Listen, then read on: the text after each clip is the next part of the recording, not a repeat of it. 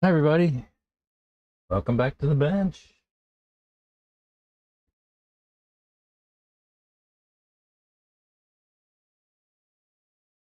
What are we going to do today?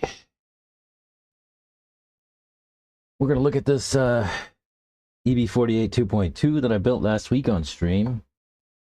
I ran it on the weekend to break it in, and I think it needs a little bit of TLC. Maybe some new shock setup, a new suspension setup. I'm not sure yet. We'll take a look at it, see what we can do. I got a new camera setup, kind of.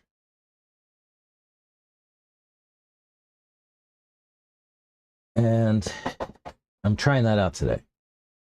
Hopefully, everything will work just fine and we won't have any issues.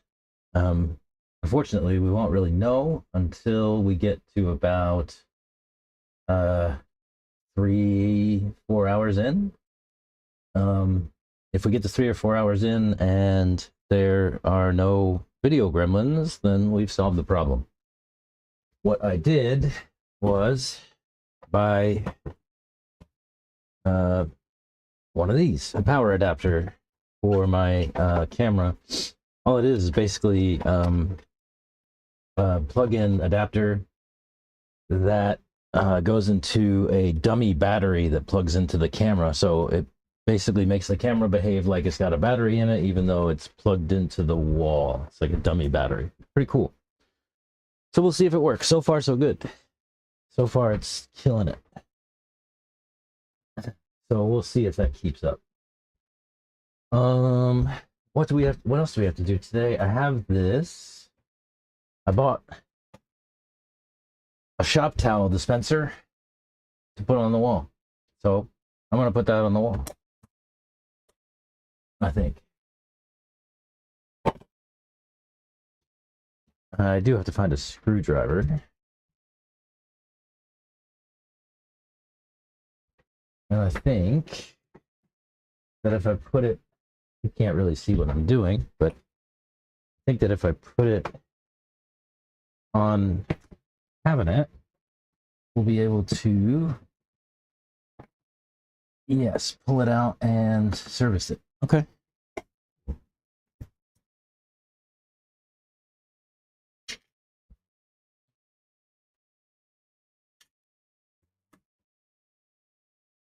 Let's try it.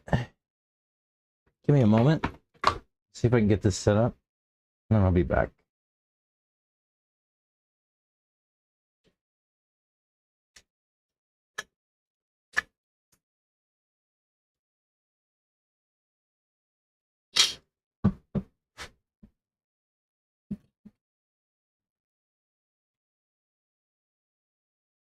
Like self-drilling screws too, which is nice.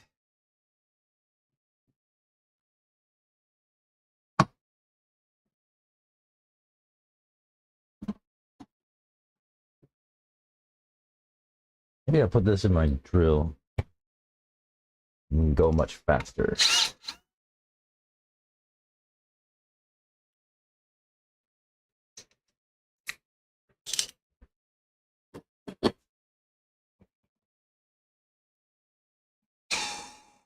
There we go, easy.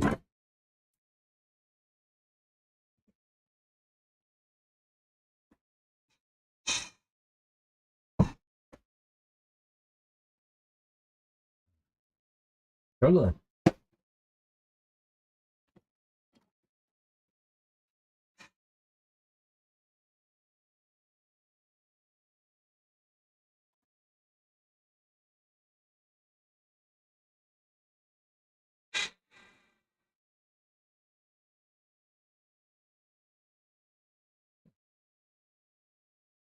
Couple more.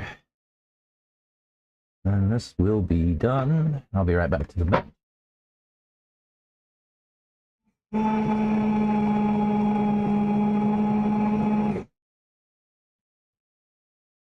Nice.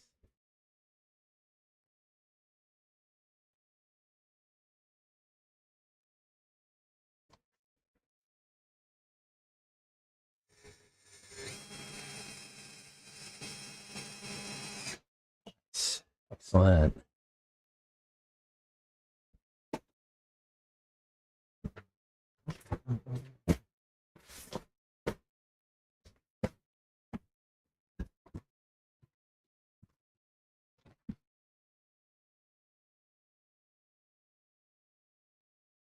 I think that'll work just fine.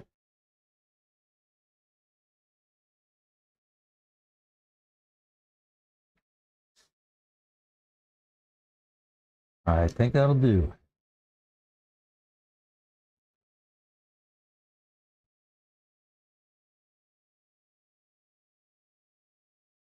We hung up some shop towels. Good job. All right, so on this guy, we built this on stream last week. I gave it a couple of packs on Friday late, and I did not race it on Saturday, but I did get a break-in pack on Saturday. And I think that everything appeared to be pretty good.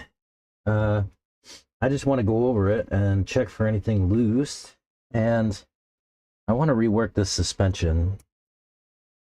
I think what I might do is pull these shocks off and pull the old shocks off of my old buggy. I think that might be the way, and that would get us a better shock setup. I went with the stock setup on these. I ran the stock piston, stock springs. I didn't like it. The yellows springs are too soft. The fluids I think are okay. It's just the springs are way too soft. I wanted to see if I had any red ones. If I do, I'll put on some red ones. If not, I'll put some orange.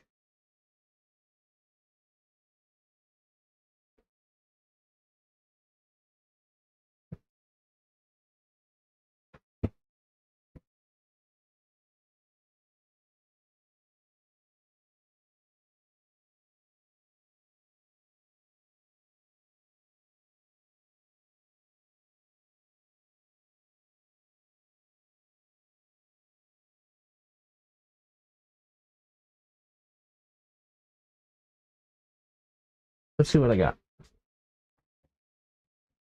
Let's see.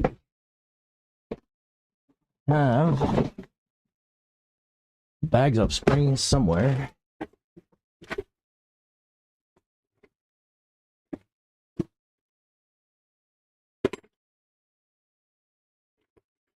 Those are 21-degree caster blocks. The bug. These are truck springs. Here we go. I'm looking for red. See what I have.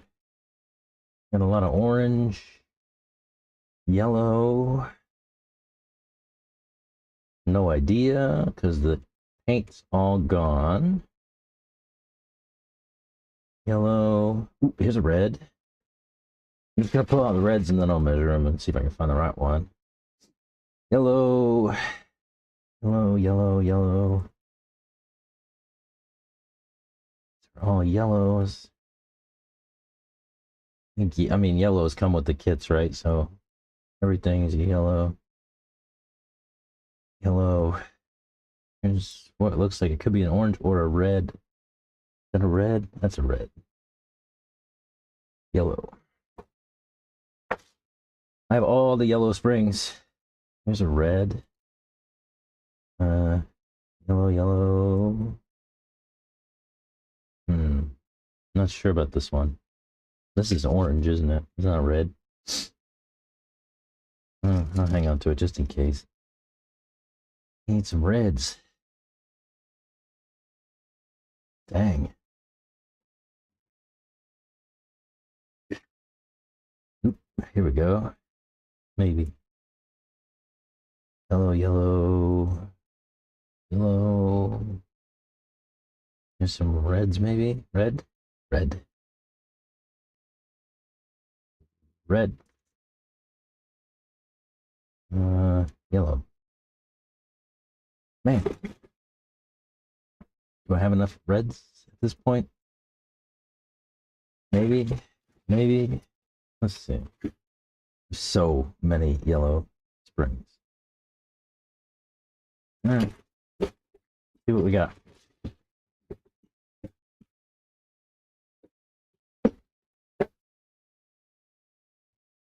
What do we got? We have red. How long? Oh yeah, I actually have the right setup, I think. Let's see what we got. Red by 73 and 80. So I'll probably put 80s in the front, 73s in the back.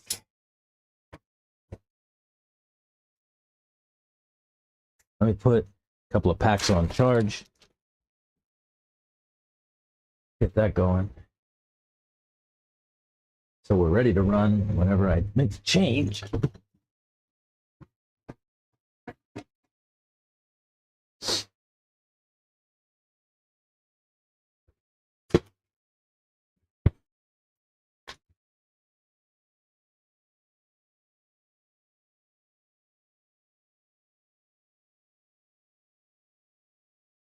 Yeah.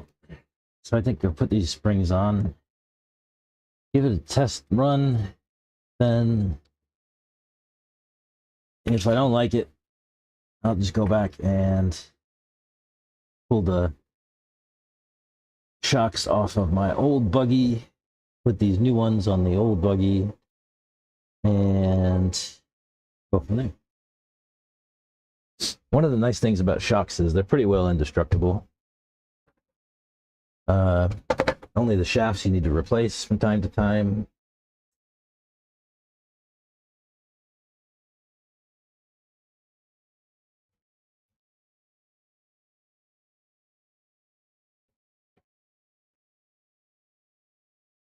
So that's what we'll do. We'll just change these springs out.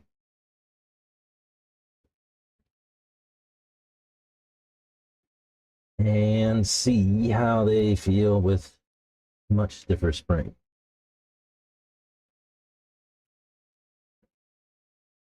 I think that that's all that's going to be necessary. Swap the springs out. See how it goes. Oh yeah, I forgot about this orange one, huh?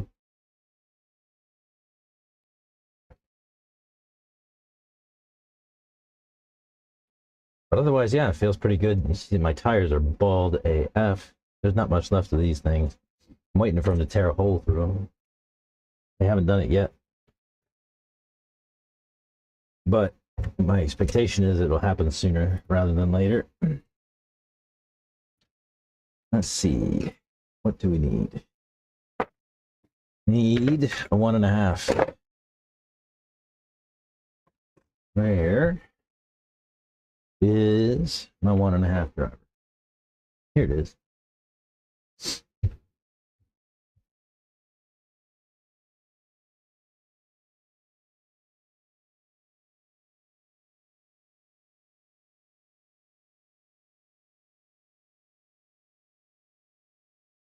Yeah.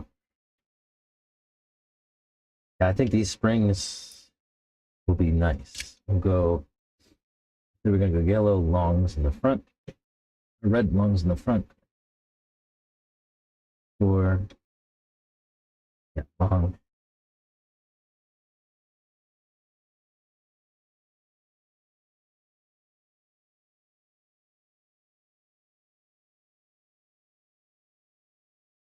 Red longs in the front, red shorts on the back.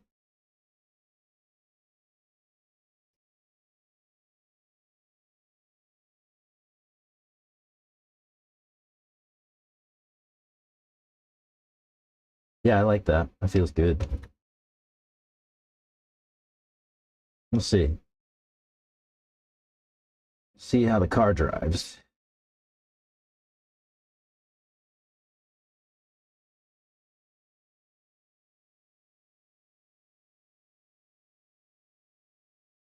What else was kind of wonky with this thing?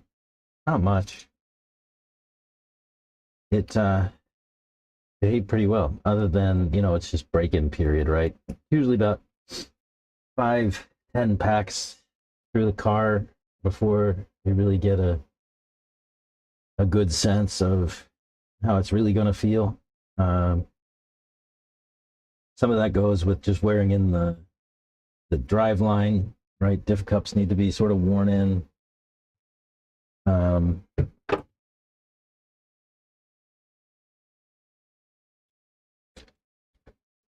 That kind of stuff. You'll want your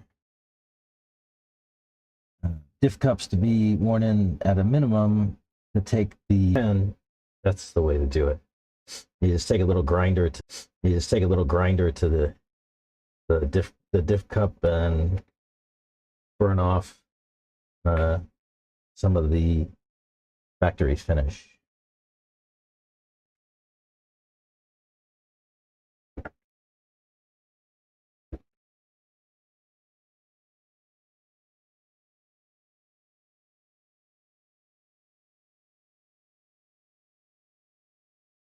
So you can do that if you want.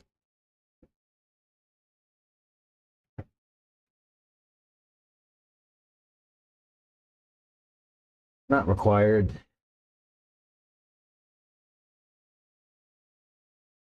I did both. I'm burning it in with packs, and I ground off a little bit of the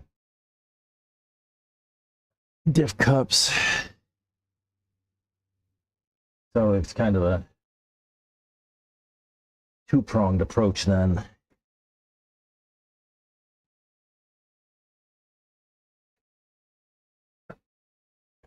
Right?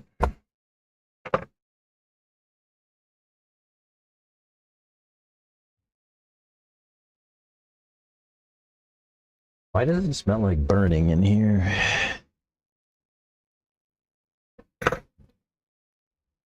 Heater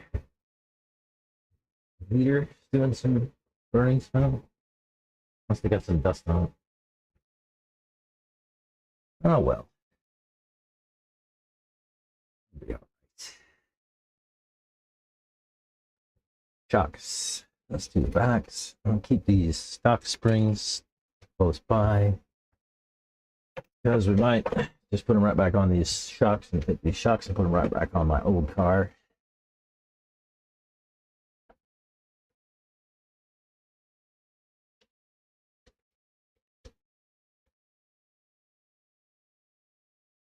We'll see. Oopsie.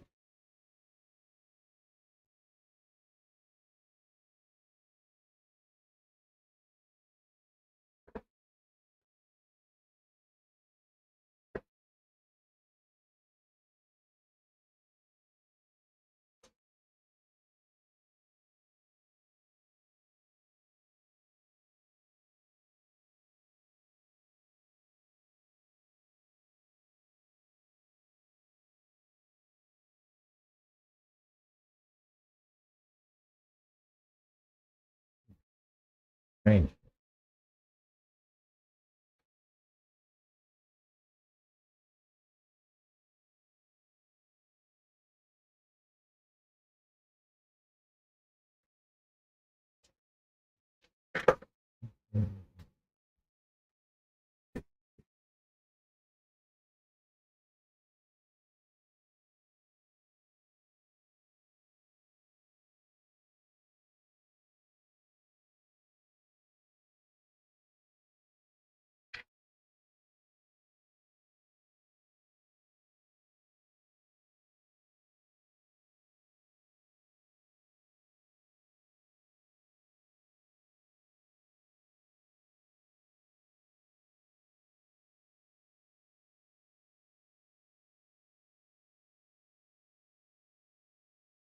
Go running away, screw.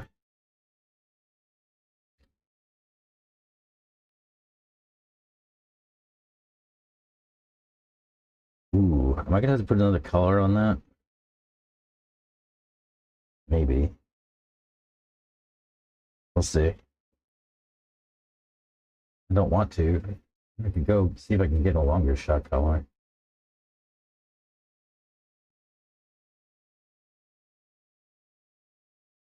Basically wind that down until there's no more threads.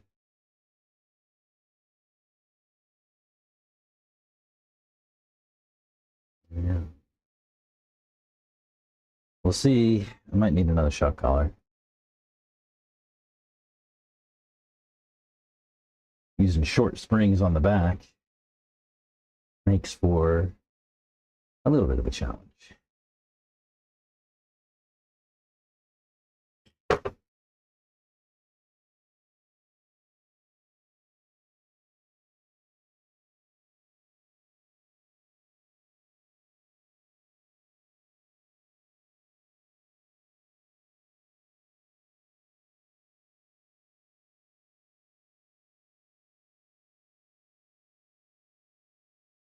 Yeah, we'll try it.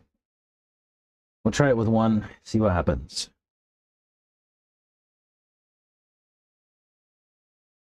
I'm not sure. Might work, might not. What I'm figuring is that with the short springs, I will probably need another shock collar because they don't really go all the way down to the spring perch, even if I wind that shock collar all the way down to the bottom of the threads. I might need another shock collar. We'll see.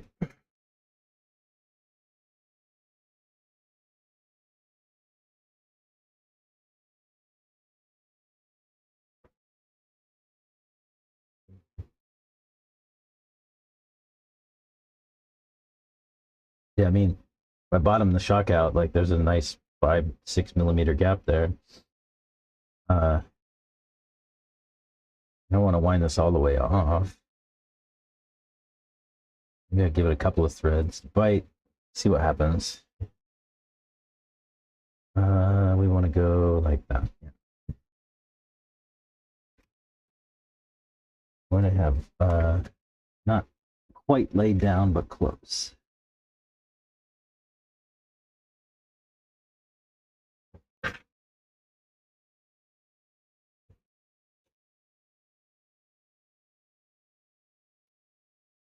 So if you're just joining, we're trying some red springs in this EB48 because the stock yellow springs did not do it for me. So I'm going up 2 levels from yellow to red. I'm not changing the oils yet, but I might.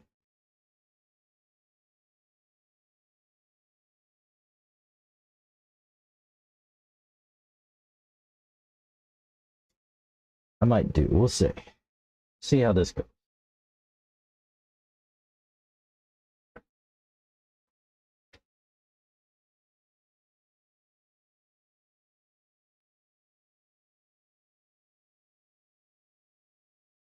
We'll see how this goes.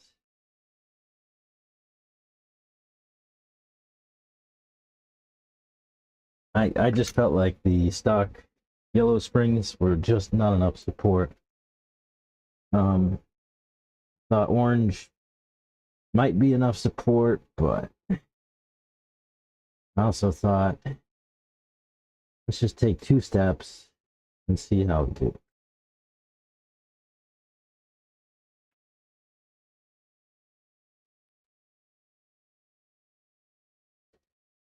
And we can always walk back 1 step if we need.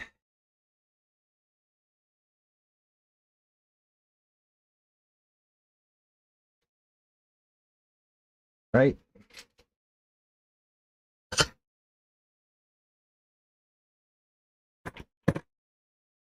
So that's shocks. See how they feel. Too much stuff on the bed. no pack in here, but ooh, yeah, these feel like they have oodles of support. I think I might have to look at roll center change, but we'll see once we get it on the track back on. But it feels buttery.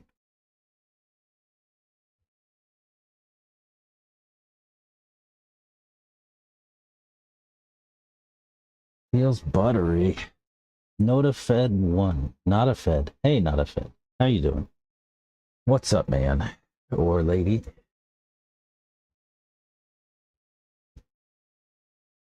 Not a Fed.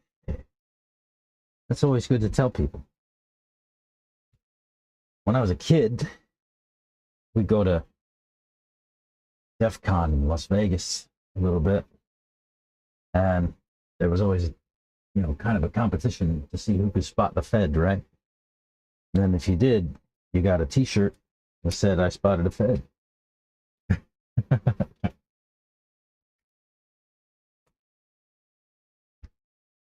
That was a hacker conference, a security conference. I think they still run them.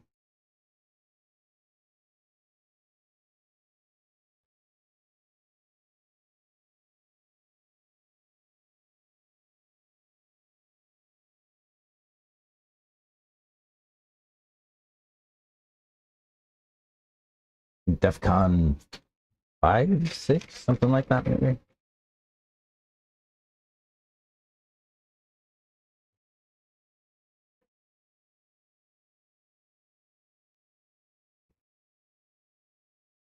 Yeah, I think this is going to work nice. That feels good. To the hand, anyway. I'll have to see how it feels with the battery in it and the body on it.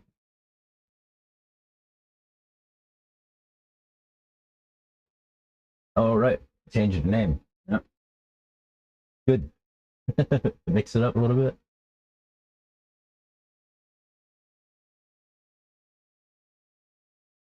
Uh-oh.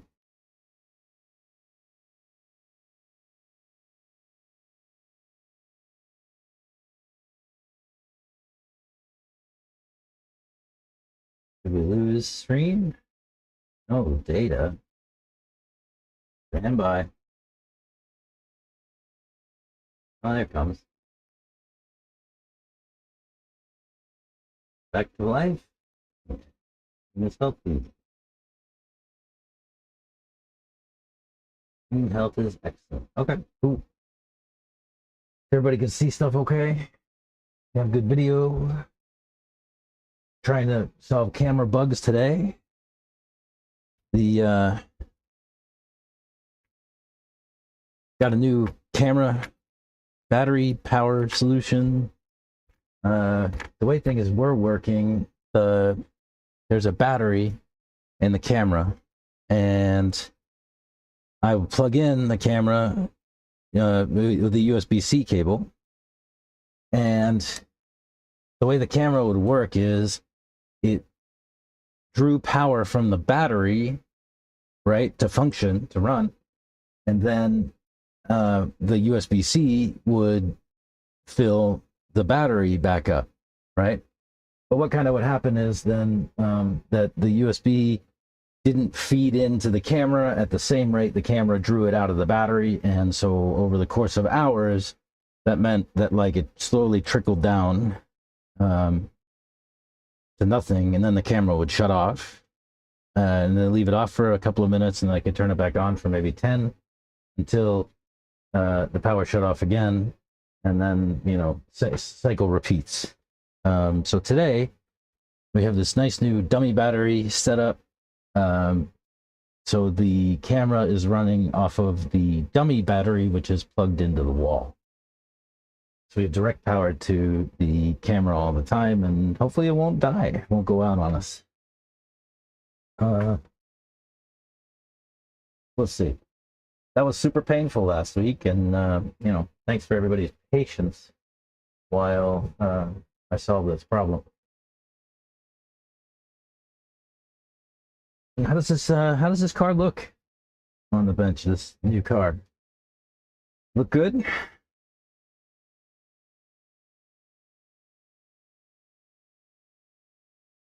Except for those bald tires. You won't miss Technicolor. I won't miss Technicolor either. Hopefully that doesn't come back. We'll see. Like I said, today's the first test. We got to run this thing for at least 3 or 4 hours to find out.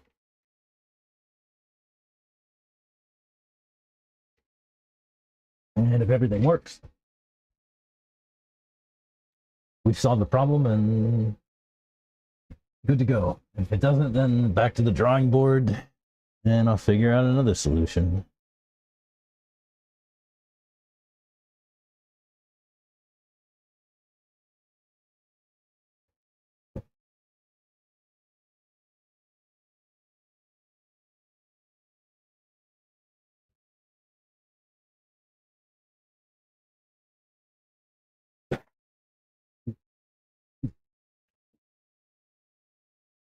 Anybody out of the track today? No one is here today.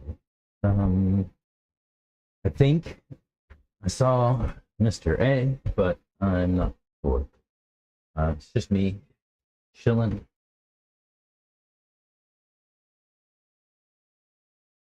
Hopefully, relaxing day. Like I said, my goal today is to chase these camera gremlins and get this buggy set up to where I kind of like it. And I might start a truck build today. It kind of depends on timing, and you know, I'm still fighting a little bit of this cold, so you know, it kind of depends on how I feel too. We'll see. Yeah. But like I said, I definitely need to run this thing for a few hours and make sure that this camera is going to work all right. We cannot have those kind of failures again. So, what did I do for this guy on stream last week? We built it just like stock, except we put 3-degree inclined spindles in the hubs, and we used 18-degree caster blocks instead of the stock 21s. We also added G steering plates to the spindle carriers, the Techno G steering plates, to try to get a little bit more steering. I also put my Ackerman plate facing forward and put it in the second hole back to try to keep some more steering.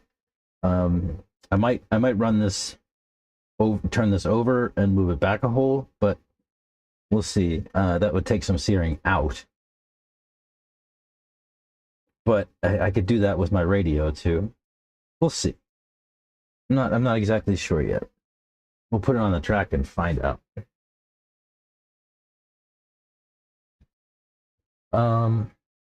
What else happened? So we had club race on the weekend. My daughter came out and he ran a pack. She was all excited to come racing. We go in and sign up, and she ran a pack to practice, but then said that the car didn't feel good and she wanted to go home. I kind of hollered at it a little bit, and like, what, you know, why'd you're changing your mind? I already went and paid and signed up and everything like that.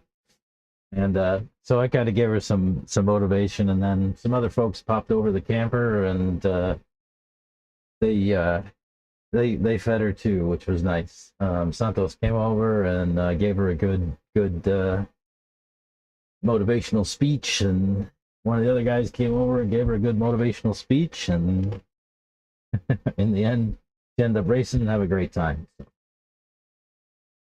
So, yeah, that was fun. She got through it. Totally like grinded through the race weekend, even though she wasn't feeling it at the start, and she came out of it feeling pretty decent, I think.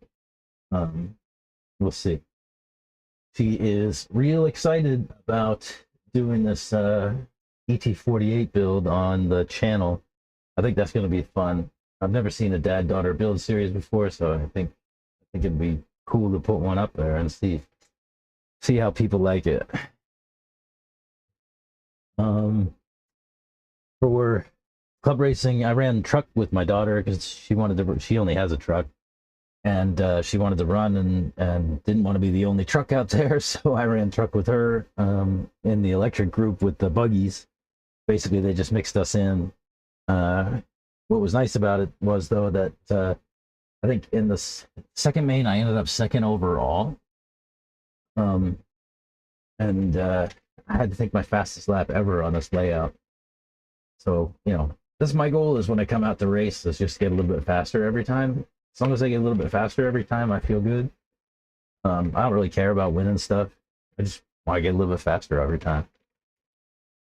As long as I'm doing that, life's good. And I was doing that on the weekends, so life was good.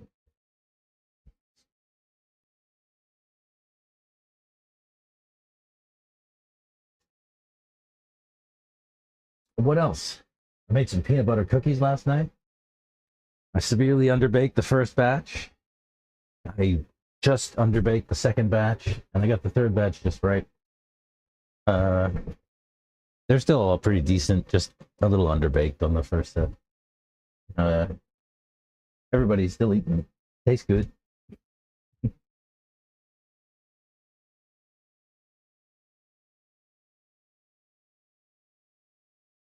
What else did we get into?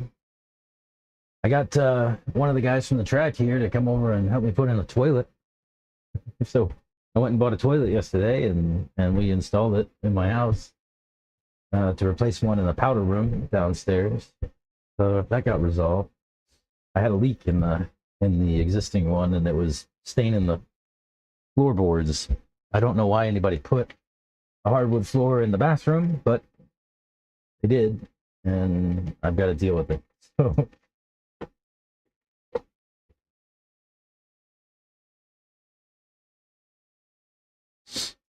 it's like we've got two folks out there. I see not a Fed, and who's the other? Say hi.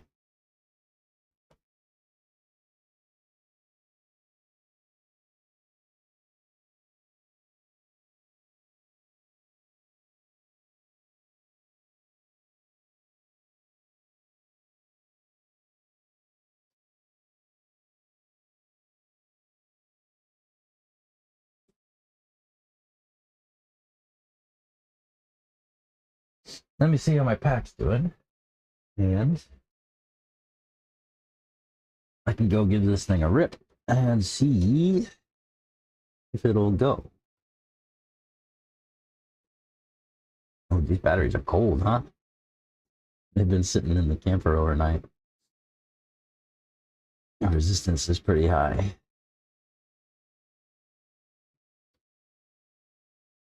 In reality, it's not. But because they've been sitting in the frigid air, they appear to have high resistance.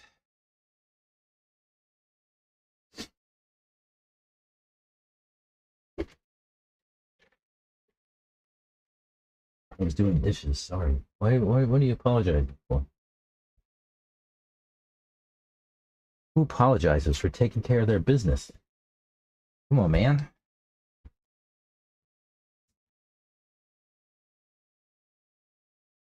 Never apologize for taking care of your business.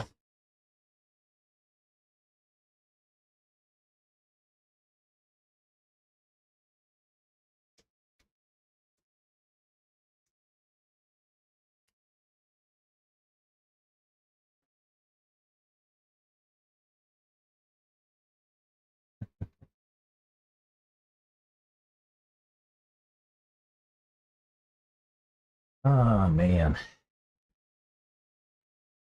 I got some new tires on the weekend, too, so maybe we'll do a tire glue up in a little while. I need to get some new truggy tires. I got some good dumbbell radars, which I ran on the weekend on my truck. They're great, but I need something else.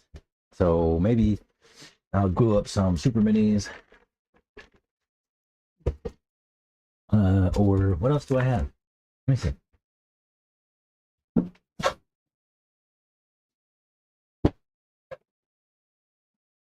I have super minis. I have Mach 1s. Yep, super minis and Mach 1s.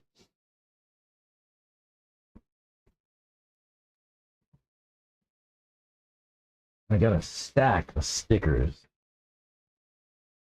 Whole bunch of raw speed stickers. Y'all need, stop in, get yourself a sticker.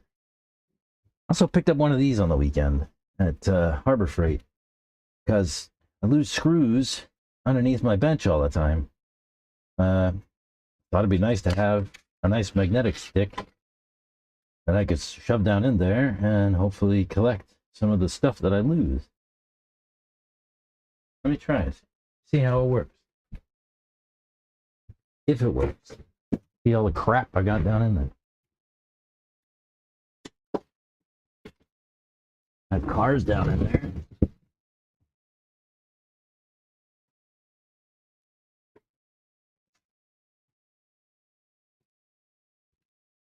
Here's something.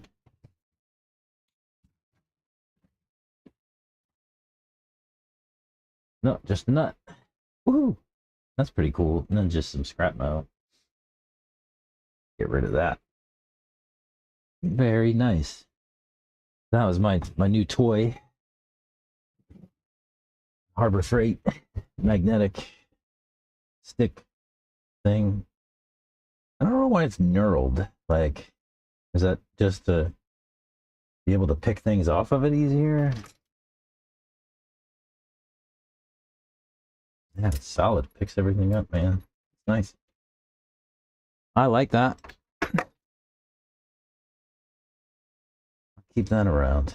I wish I had a loop or something so I could hang it on the wall. Oh well. That's for another day. Let's see. Maybe I'll put like a couple more stickers over here on the table. Just for kicks. Try my new shop towel dispenser. Look at that. Love it.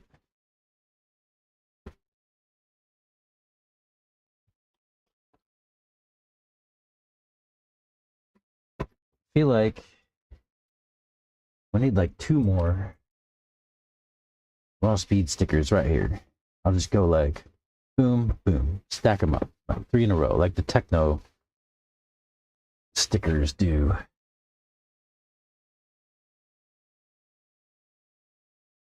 You know? You don't know what I'm talking about, I can show you. Think.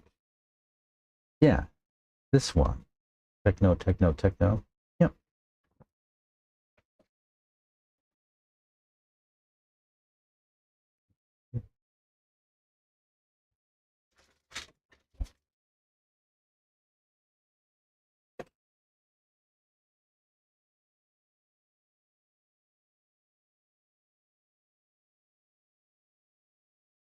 Oh, ooh, is this a different sticker?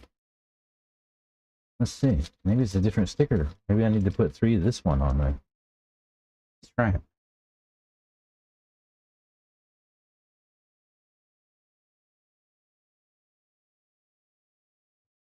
No, it looks like the same. No, it's a little bigger, actually.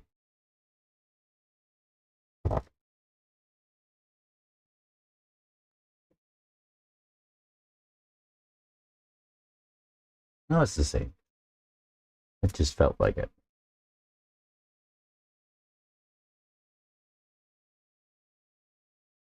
See if I can get that staggered just the same. Yeah.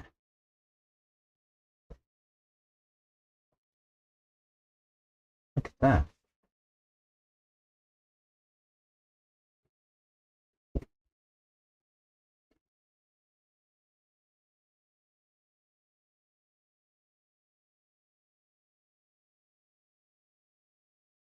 Nice.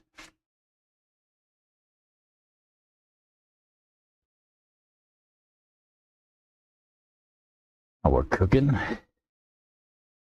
Get 3 raw speed stickers up there.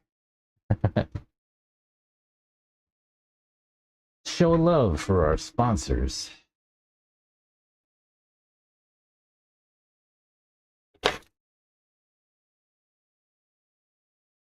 Raw Speed doesn't really sponsor the bench, but They sponsor my race program, and I am happy to help them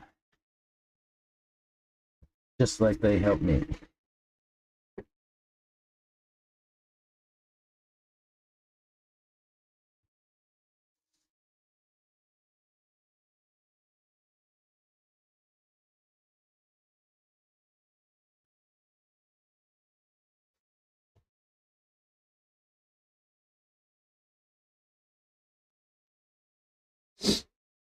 I know how magnets work, still witchcraft. Yeah. Magnets, gravity, that stuff's interesting for sure. These invisible forces that pull things together, hold us onto a planet. Crazy. And bind our planet to a star. And bind other planets to a star. It's just crazy. Yeah, I'm with you. I have some sense of how it all works, but it is quite like magic, witchcraft. Lovecraftian.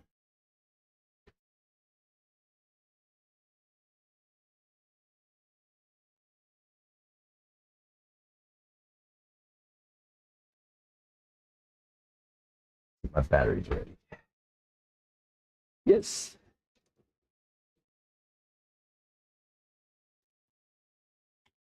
See how it runs.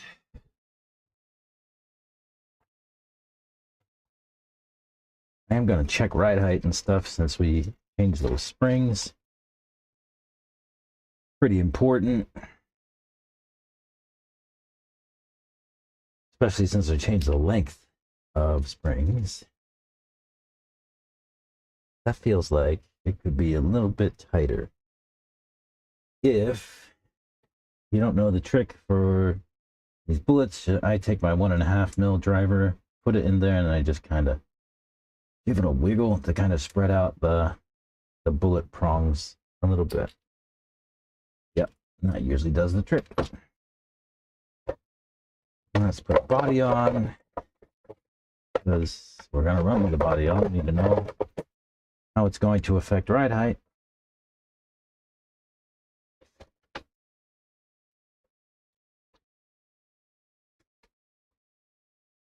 So there. I got this great ride height gauge. J Concepts, nice stuff. Let's see. That's only like 17 millimeters. That won't do. 1, 2, 3, 4, 5, 6, 7, 10.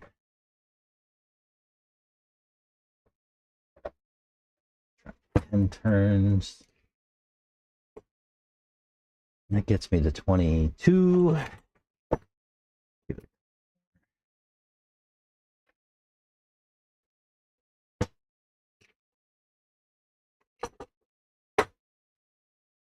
Gets me to 20. No, it's still 22.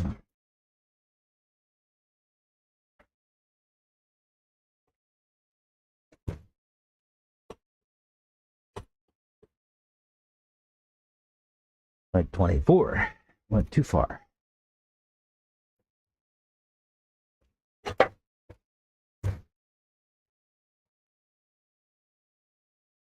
$23. That's where we need to be. And 28 is too tall. We'll go down 6 half turns. 1, 2, 3, 4, 5, 6.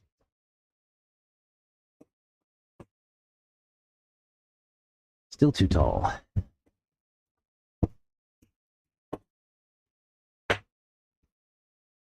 Yeah, way too tall.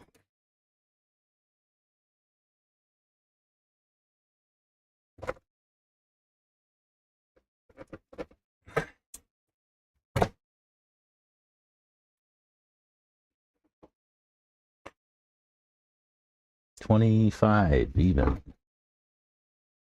Good.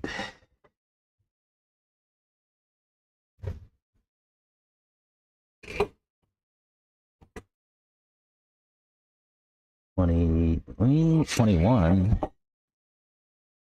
$25.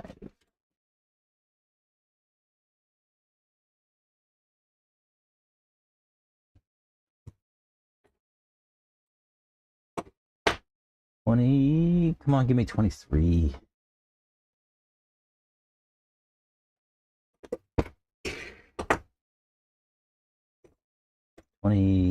What? Come on, really?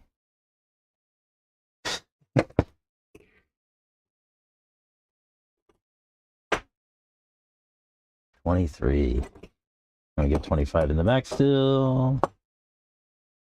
No, 27.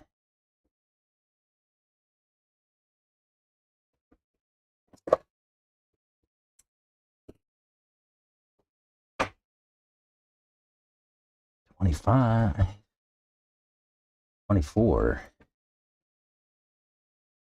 don't understand.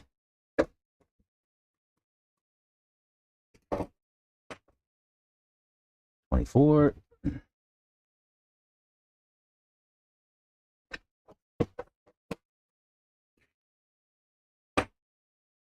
$24.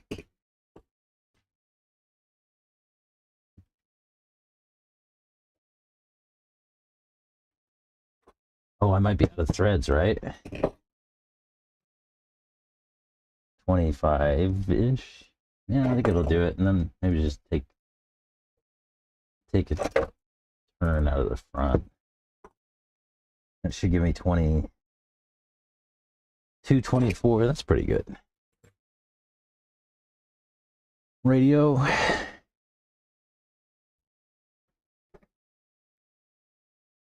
And run.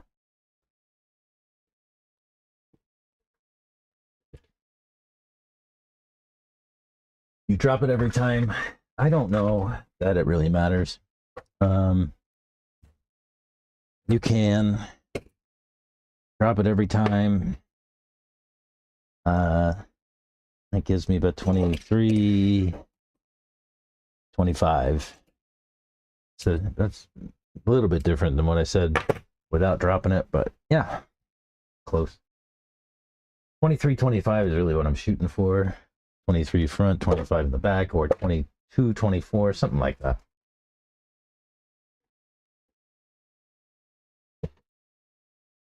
Yeah, it's always good to do things the same every time.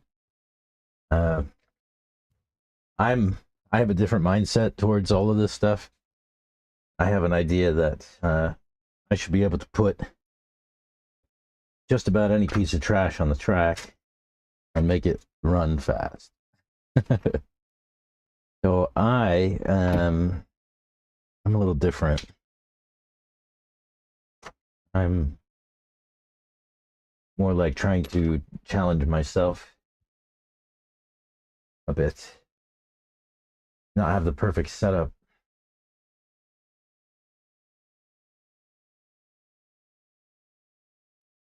All right, let me go give it a run, and I'll be back.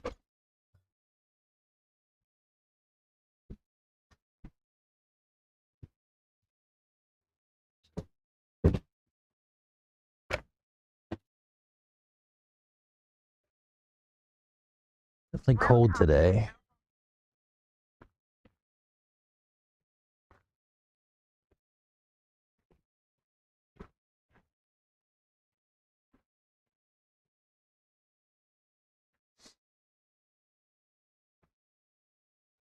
Chilly day. Not windy or anything. Just like about 50 degrees. Chilly for Central Texas.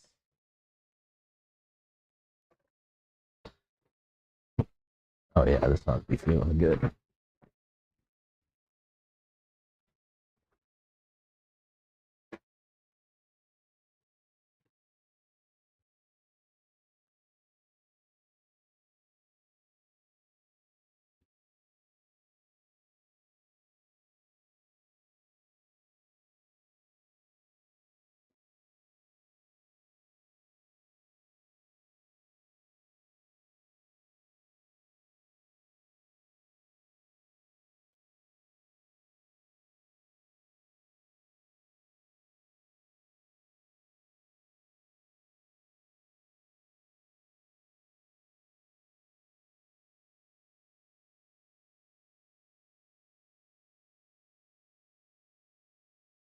All right.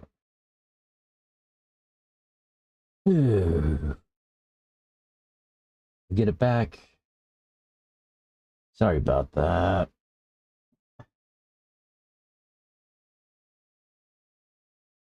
All right.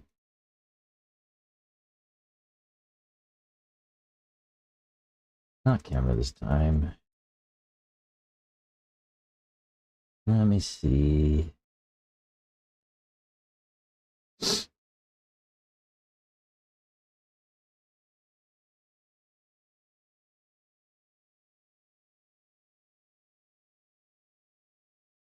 Got video. Oh, yeah. Do we have audio?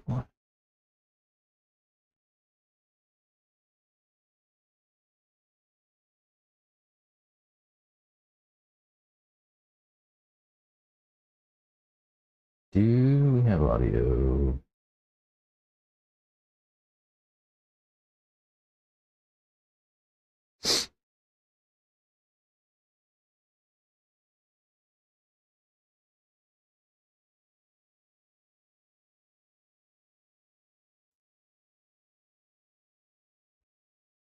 Do we have audio?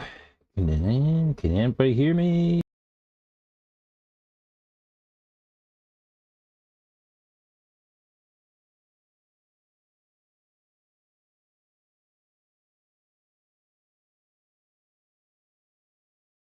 Looks like yes is the answer to that question. Everything's back. Yep. Sorry about that. Had a failure on the internet side. It looks like I lost power, but it's back. So we're good. Hopefully it stays.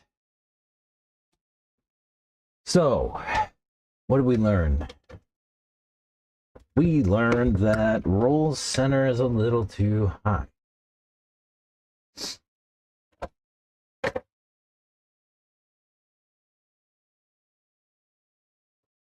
I also had a little bit of a problem the other day, where my diff didn't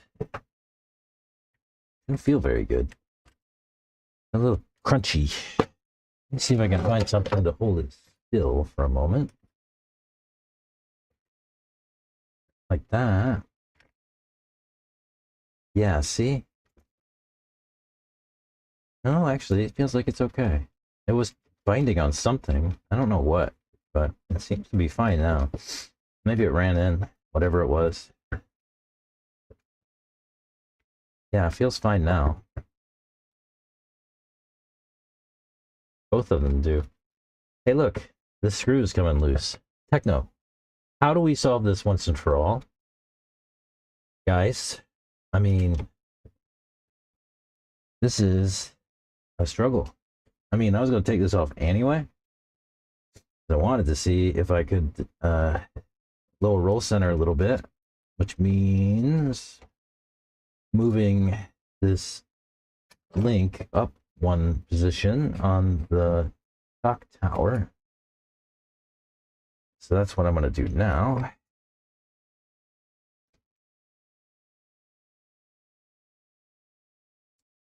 And try not to make a mess. But I am anyway. How do I get that washer back out? There it goes.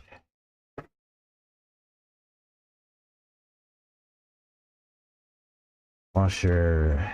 We have this countersunk washer on here. It's just really a spacer to keep the camber link straight, because we have a good deal of toe in the rear.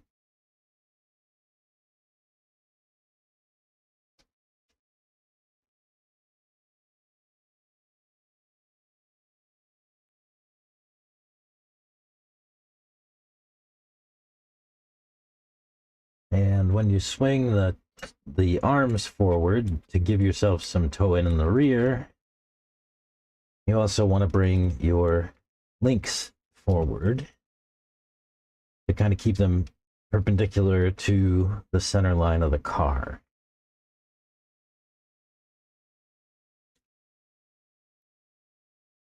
So we use some washers to space the link off of the shock tower to try to keep it in line with perpendicular to the center line of the car. If you ever wonder why we do these things, that's why.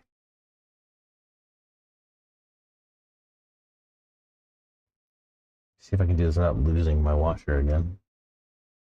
Inside.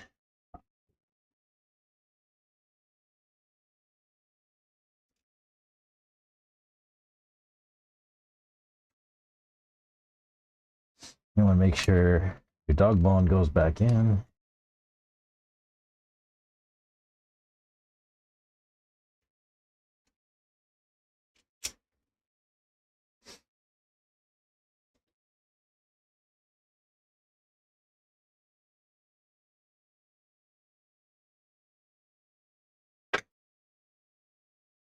That should fix that. And might give this another run and see how it shakes out with that little change. Little. It's actually a pretty massive change, but it just looks like moving a link up by a hole. We'll see.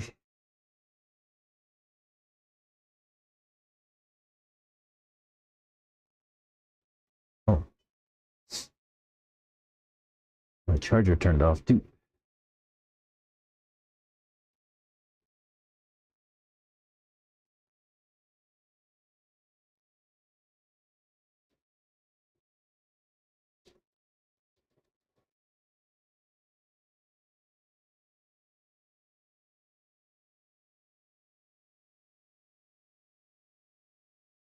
Turn down the amperage of my charger a little bit. Hopefully, whatever tripped the thing before won't happen again. Won't lose power. That would be bad.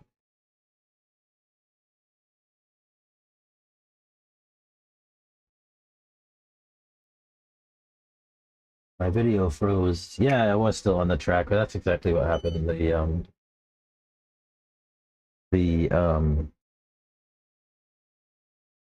internet went out. So your video did indeed freeze. And it wasn't you, it was me.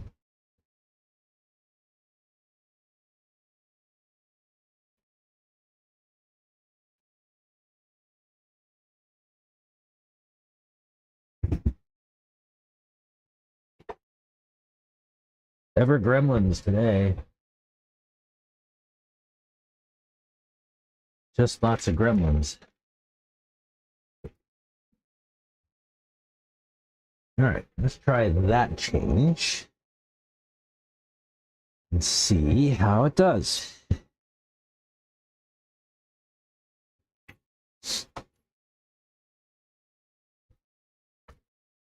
You know what? Wait.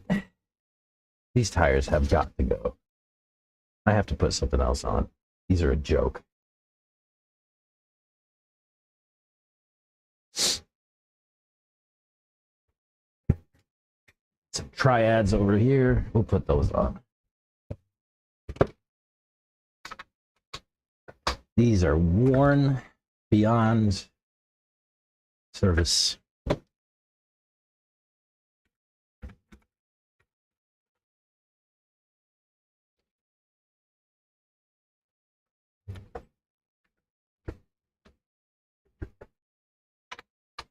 I have a bunch of fresh sets of triads. I was going to glue one up today. So maybe we'll do that in a little while.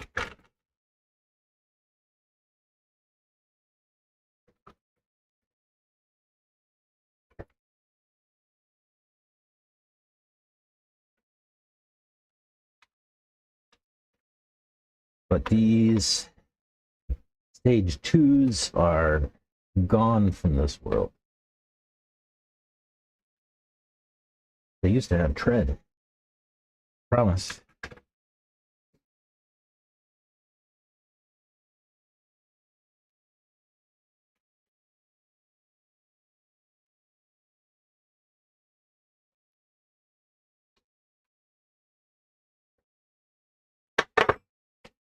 I need that piece of tape, whatever that is. That's not necessary. I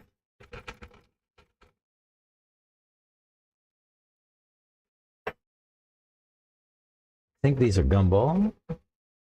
They're not. They're soft long wear. Super soft long wear. I don't see. Yeah, pink gumball.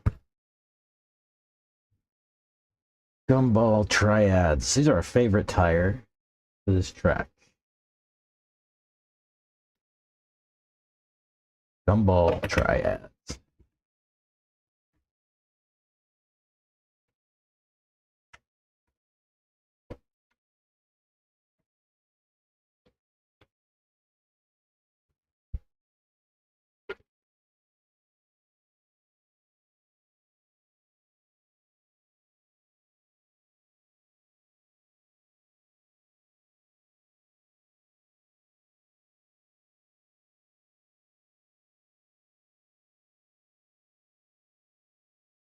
All right, let me go give this thing a go. See what happens. Like I said, I just moved the roll center down in the rear by moving the camber links up one hole on the shock tower. So I want to go out and give it a rip and see how it feels. I'll be back in a few minutes.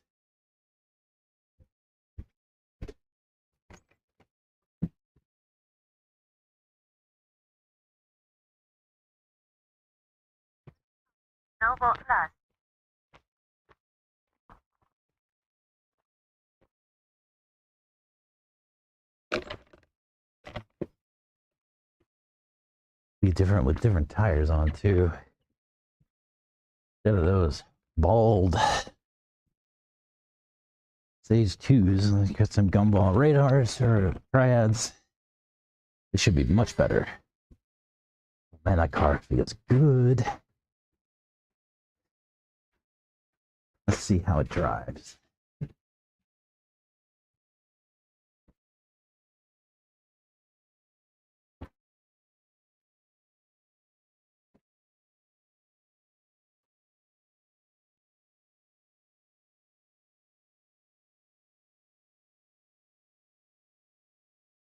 Oh yeah, a lot more grip.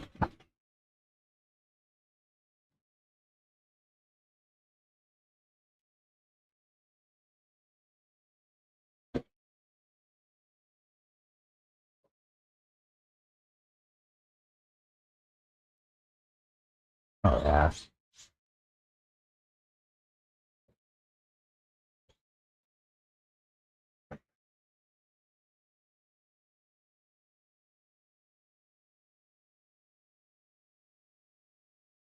Oh yeah.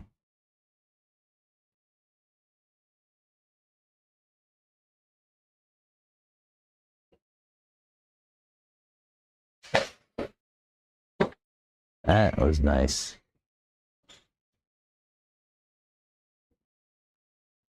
All right.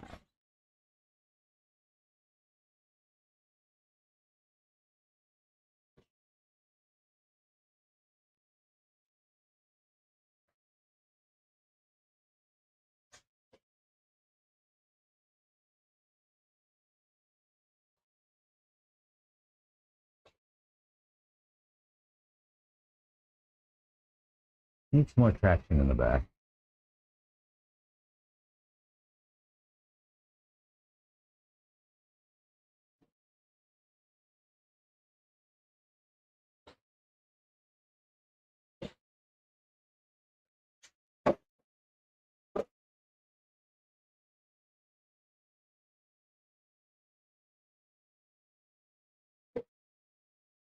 No. Turn.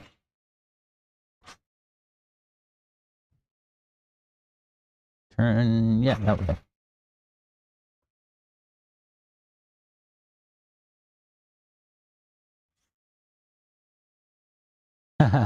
No, I can't do it. Won't work.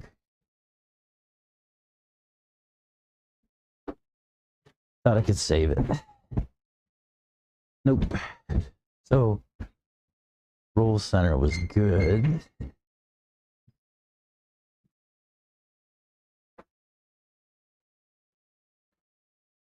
That was just a driver error.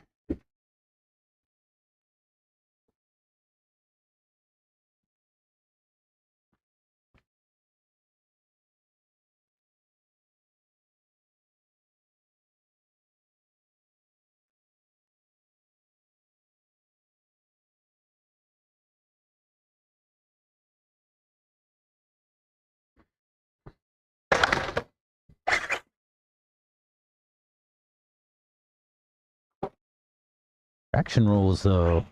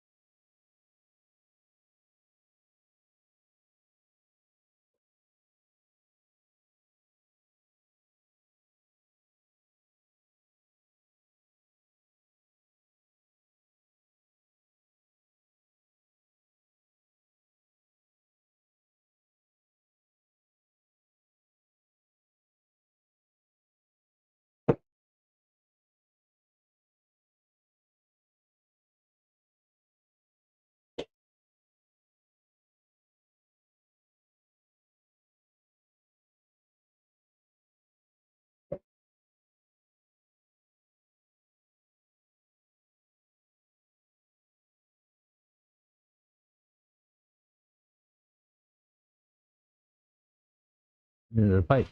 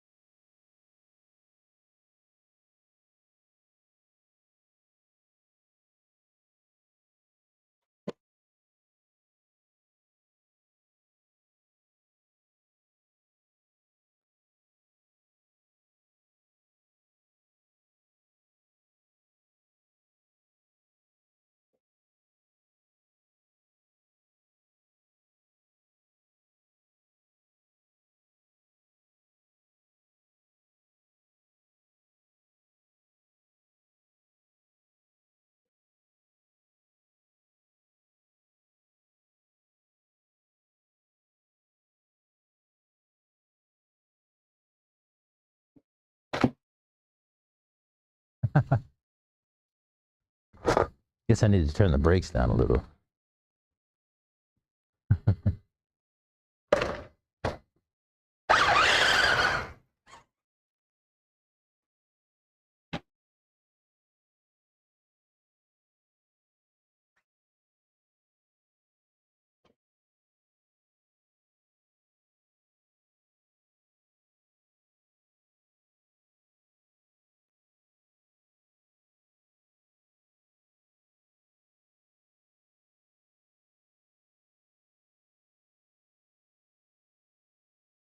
Like a crater in the middle of the middle straight.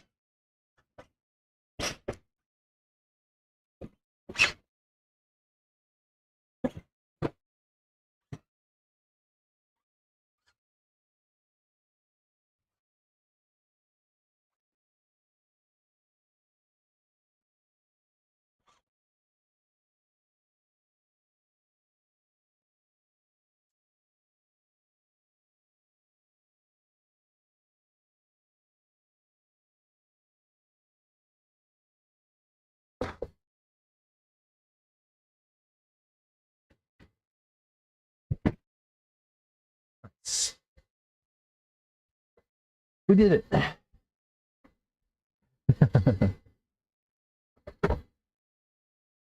Yeah, that was good. The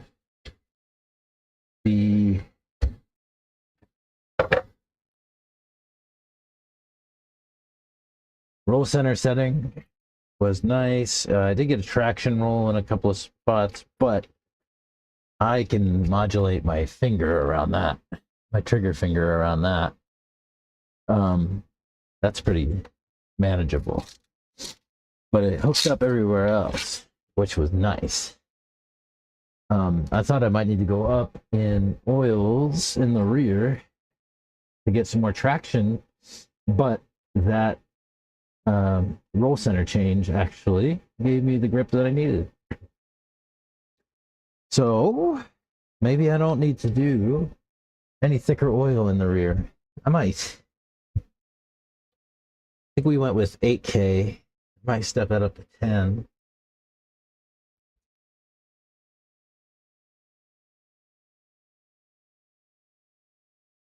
What do we got? Let me go catch up the chat.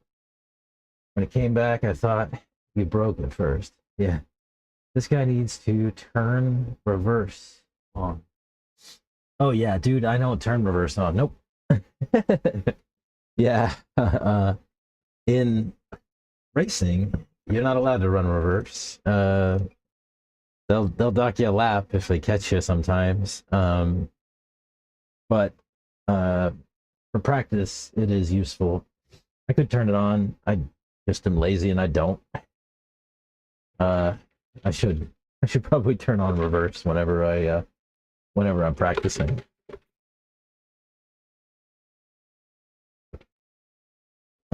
How did the handling change moving the link up? Yeah, I mean, it was great. Like I said, I felt like I needed to get some more grip in the rear, and when I made that change, the rear grip came up actually. So I thought I might go a little bit thicker diff in the rear diff. I might still. I'm kind of thinking that I will.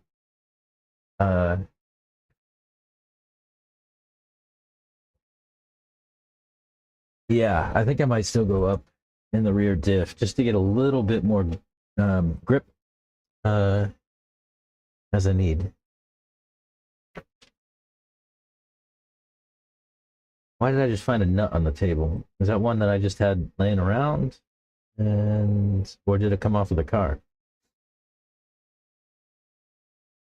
Everything feels good. Always check standoffs, camera link connections, all that stuff. Everything looks good, feels good. Send it.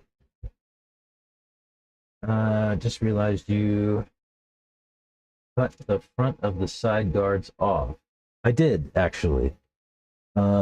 These side guards actually go up, or they typically go up around the front However, what I found was that dirt gets under the side pod and it pushes the wall of it back into the car, and it can bind up your steering a little bit. So instead of taking a chance on it, I just hacked them off. I just used my knife and cut them off, just as a sort of tuning option, I guess. Yeah, it was basically like the wall was getting shoved back into the steering, and yeah, I didn't like it, so I cut it off.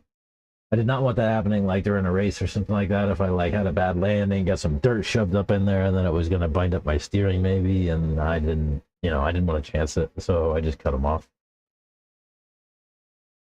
Makes sense.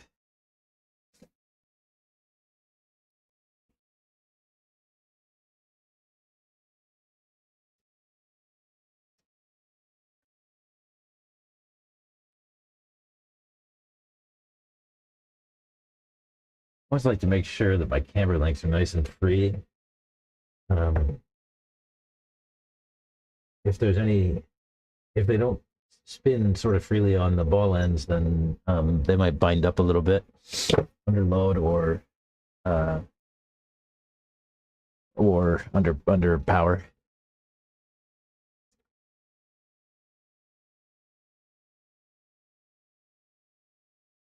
Yeah, they are all good now though. Yeah, let me think. Let me go up in the rear. I'll just go from, I've got 8K in there now. I'll just step that up to uh, 10 over here.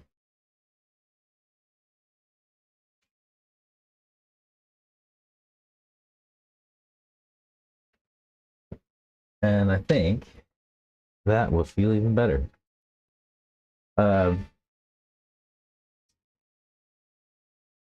A rear diff is not going to ruin the feel of your car for the most part. You can make changes to the rear without changing too much in terms of driving characteristics. They say a bad rear won't ruin a car.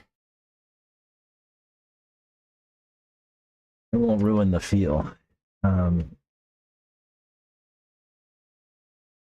So it's probably the most adjustable of the differentials because of that, right? You can it's not going to mess up your whole car by throwing the rear out of balance a little bit. That makes sense. I always like to take the shocks off at the top whenever I'm doing diff service, just to get them out of the way of the sway bar link, since we're going to have to take the sway bar off with the diff cover. Just makes life a little bit easier to take off your shocks when you do it, and you can use the wing to hold them out.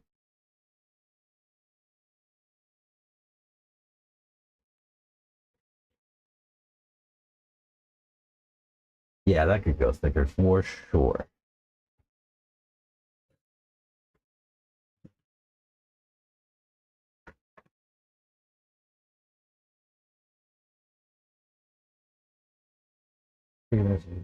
Makes sense. Yep. It's like these are a little leaky, huh?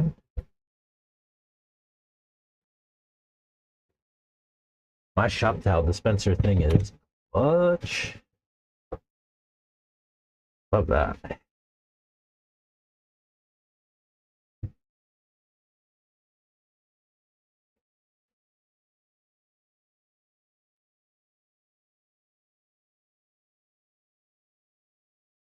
That was a great idea.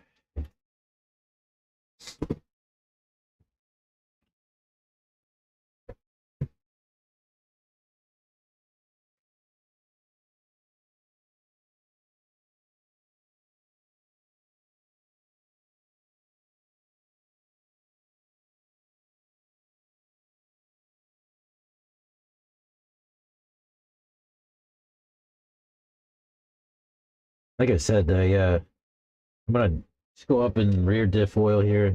Typically, rears won't throw you way out of balance.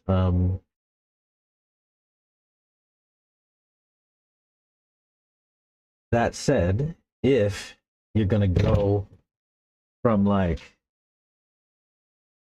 10K to like 30K, you probably want to stiffen up the other diffs in the system as well,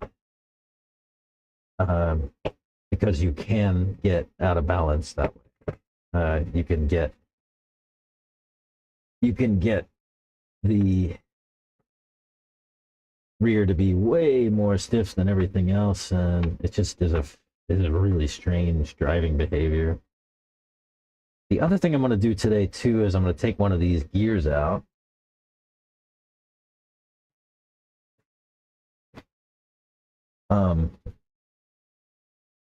We'll often take a gear out of a differential, or two even, to kind of soften the hit when power comes in.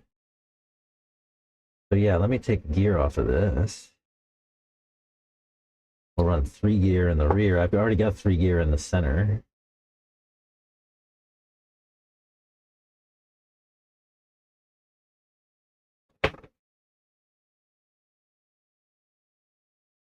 You go 3 gear, which will soften this a bit, and then we go up in oil, which harden it a bit.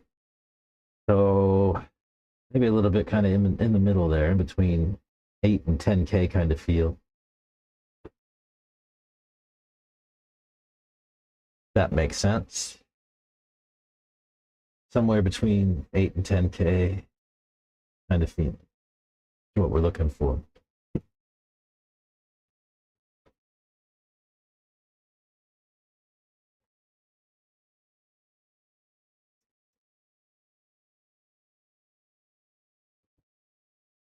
I'll leave this gear out. I'll just keep it to the side. It'll be a tuning option down the road.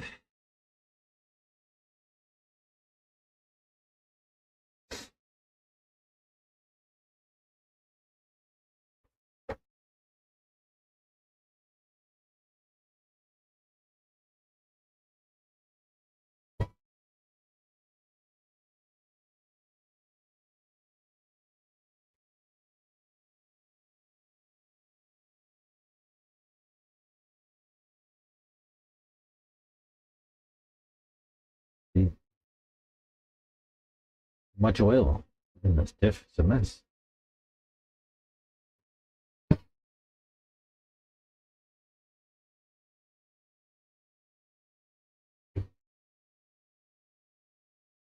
Tighten these down by hand right at the end, because I want to make sure these are just the right tension.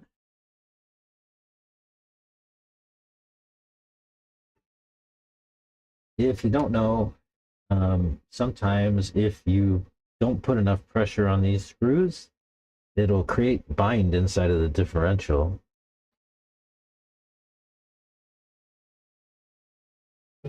And sometimes it will create bind if you tighten it down too far.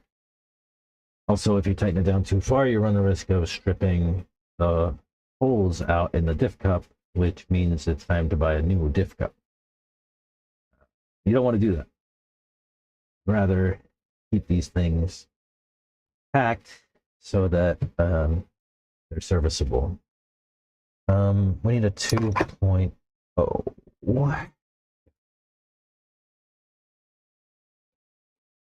That one's nice. That one was not.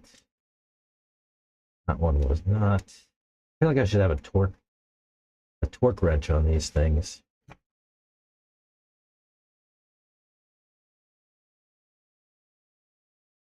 And yeah, just clean it up a little bit.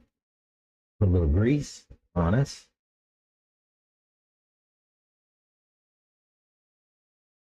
I'll just use this white lithium Protect grease. Just put a little bit, doesn't take much.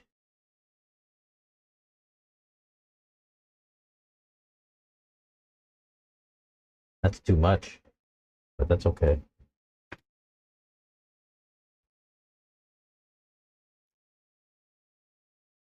Let's see. We want to go.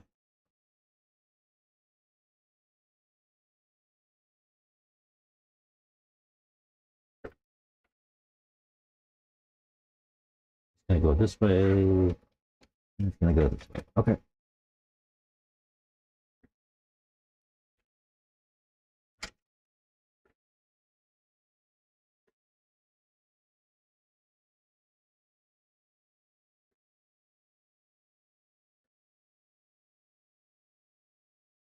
Right. Diff cover.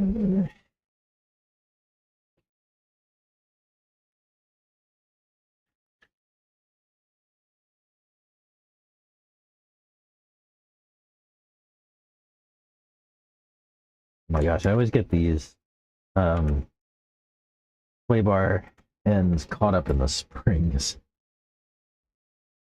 It's a mistake. Don't do that.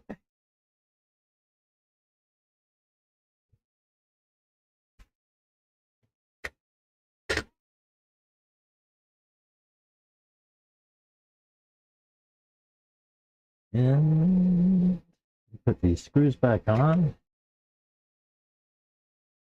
Set this sway bar link back. Put our shocks back. Go run a pack. And then I think, unless it feels like crap, we're going to be done with this. And I won't mess with this anymore today. And we can jump into an ET48 build instead. Maybe. See how we do. Mostly, I just want to get this thing feeling good so I can do it race on the weekend. We're going to go down to the Oatsified Off-Road RC Raceway down in San Antonio for a series race. My son is got points for 7th overall in Sportsman e-buggy, and he's trying to get a plaque. He's pretty fast these days, and this is the last year that any of us are going to run Sportsman. So this will be his last Sportsman event, probably.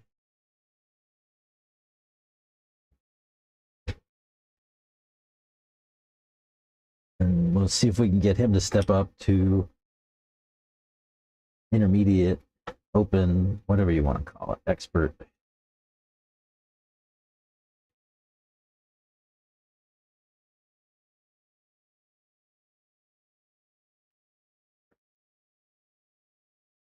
For me, I actually ran my last Sportsman race at Oates a couple of months ago, and I switched over to expert myself, partly because I wanted to get into a race without driving through a bunch of wrecks. Yeah, I got the shop towel box. I got the shop towel box, and I got the shop towel dispenser that I put on the cabinet on the wall. Check it like this. This like big plastic dispenser. And then I can fill it with the rolls from the boxes. So this mounts on the wall, and rip towels out the bottom. It's nice. Picked this up yesterday at the Harbor Freight.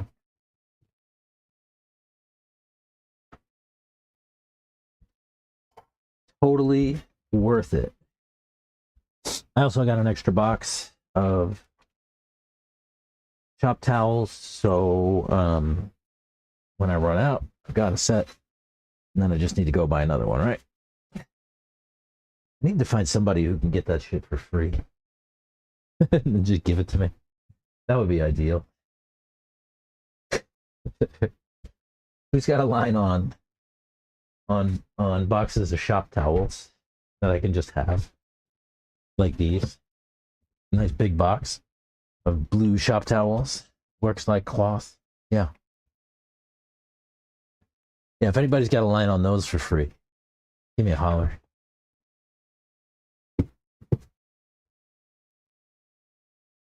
Um, you haven't seen that dispenser? Yeah, it's awesome. It's nice. Got that plastic lid on it, and it catches the. It's got like jaws on the inside, so it lets you tear them off nice and easy, and it works great. Totally worth it.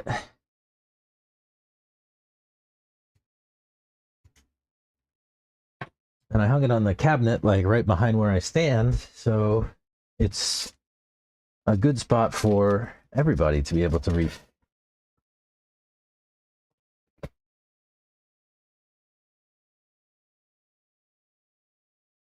Yeah. Yeah, it's a good shop down dispenser.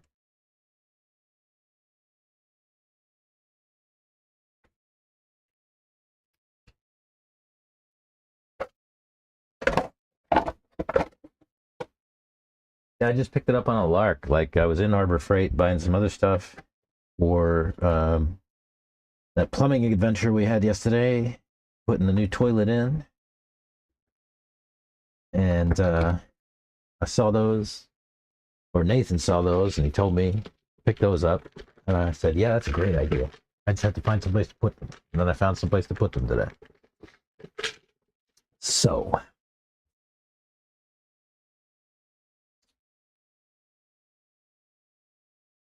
remember the boxes of torn up T-shirts for shop towels? Yeah, totally. I don't think that's a thing anymore.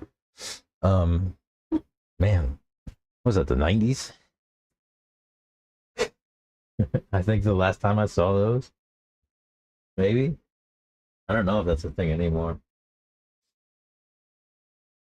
Take a look. Go see. It might be. It could still be a thing.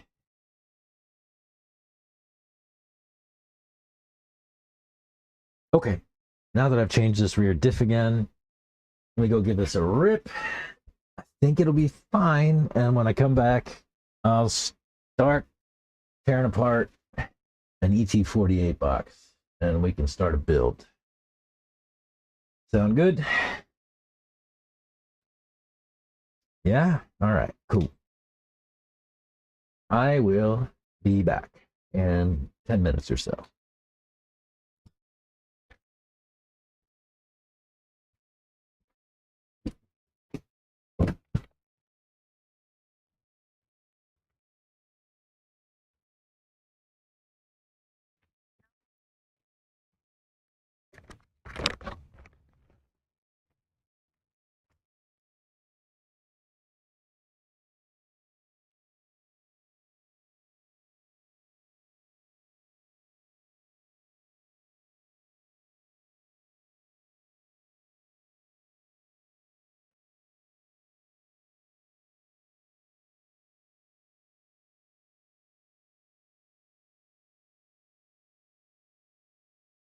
This might be the solution.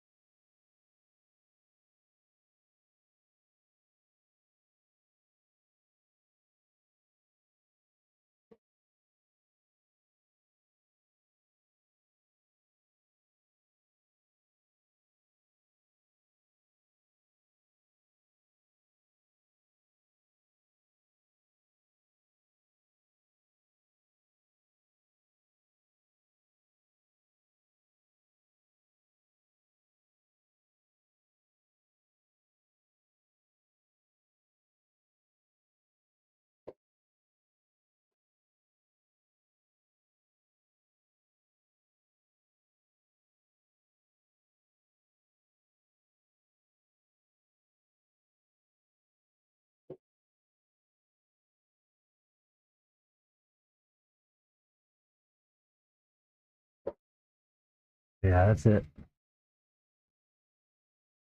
Driver error there. But this is it. Feels groovy.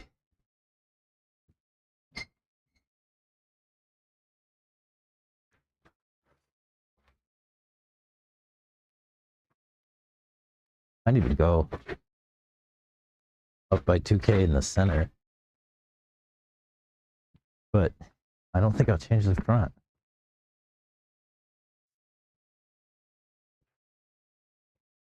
See what it looks like up close.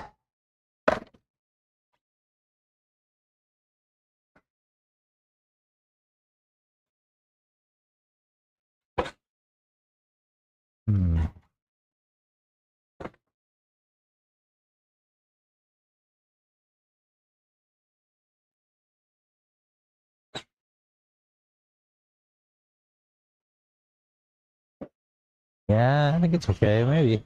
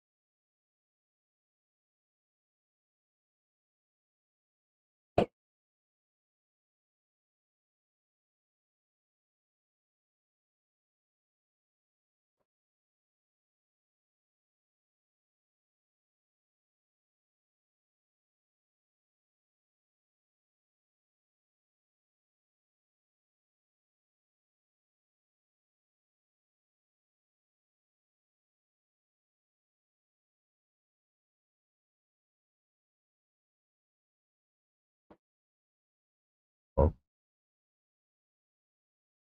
I get that so wrong on the front straight so often.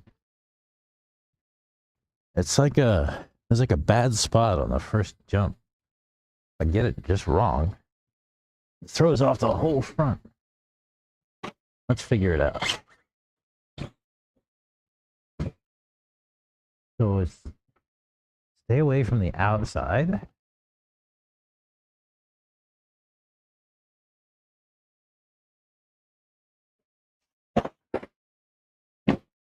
Okay.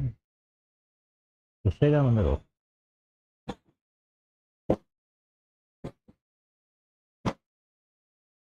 So stay down the middle. Or the inside. So stay away from the outside.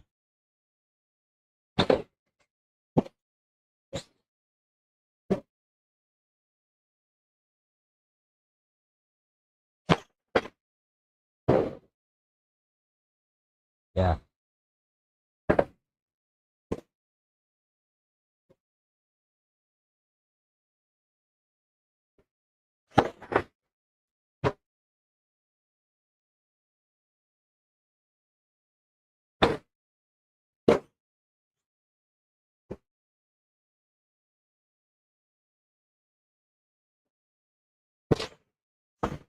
Can't quite do that.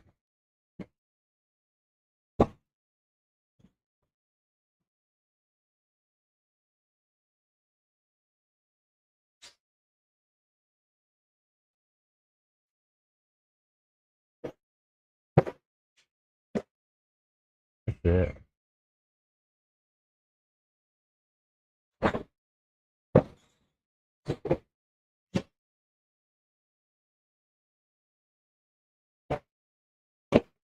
Yeah, that's trash. What does that?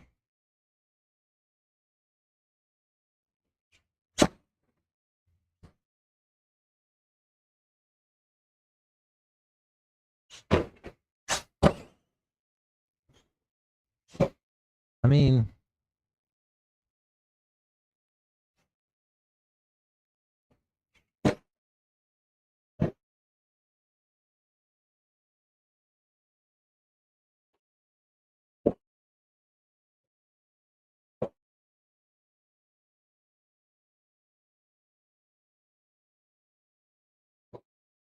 Yeah. Just stay out of the inside.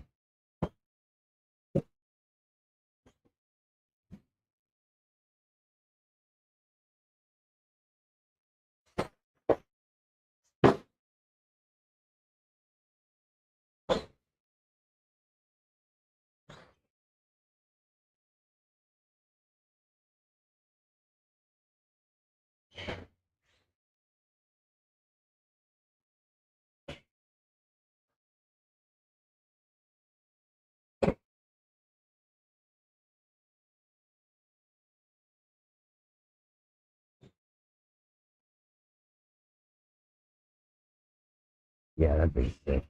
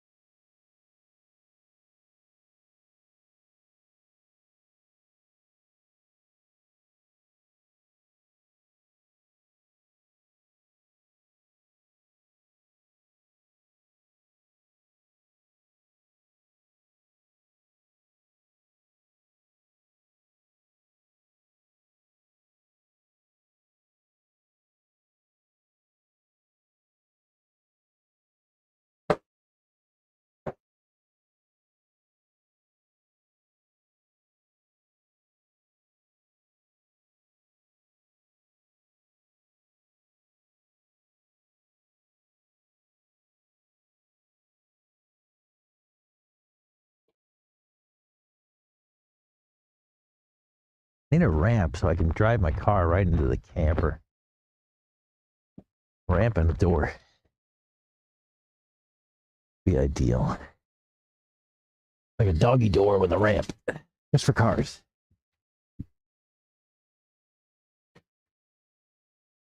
That would be cool. Yeah, that was nice. That was actually felt great. So that was kind of the magic. Go.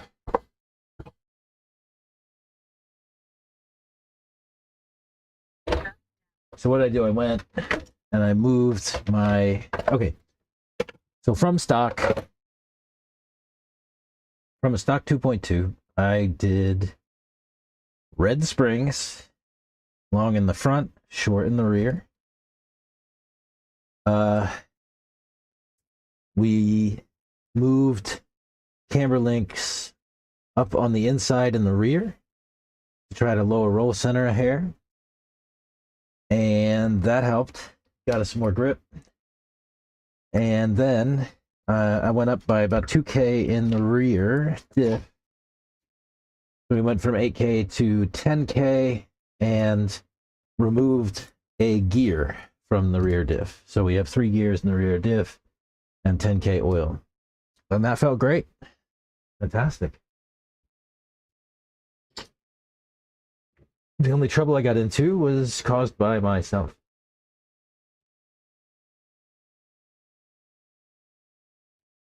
So we learned go up a little bit in the rear diff. I might also. Oh, that's not good. It looks like my power cable from my cap pack came undone from the cap pack. Time to resolder, I guess. I left my soldering iron out, so I just need to plug it in and turn it on. That sucks, but it is what it is. Always a good time to solder. Tangled up in wires here. How did I do that? Aha. Yep. Soldering. Need some water.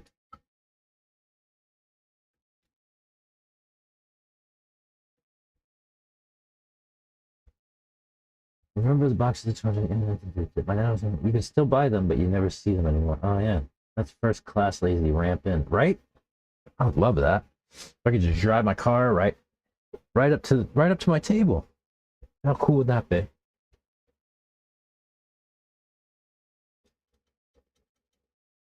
Come on, sponge. You're right. Pretty well peak lazy though. Onto the bench, right? That would be awesome.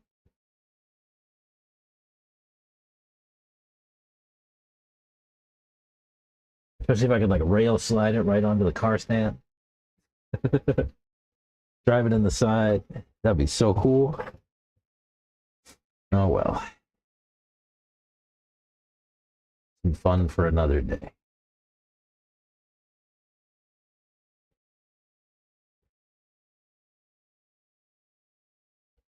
Just trying to strip that little bit of wire off. I'll tin it real quick and put her back on.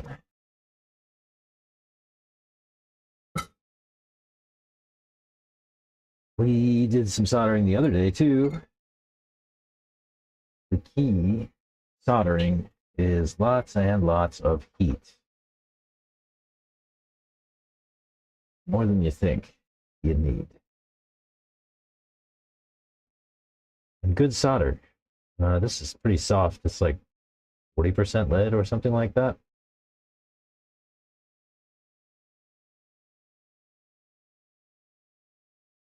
Wet solder makes life better. There's something about it that wet solder makes everything else melt faster. All right, let's see how I can do this. Maybe I'll solder the other one too, just in case. Because it looks like it could be a little bit loose too. Okay. Let's see. Can I just put some heat on that?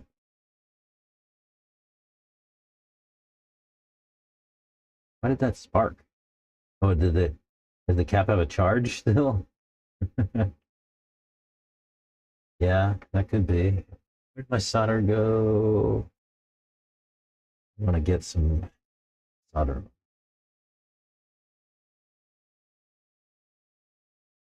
Yeah, like that. Get that little chunk of wire off. We just want to solder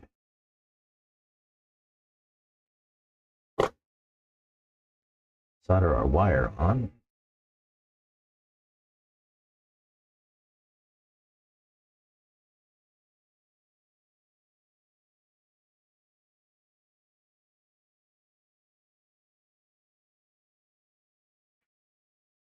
Hot. Burned. Yeah, that one looks nice. I'll just actually just add some solder to this one.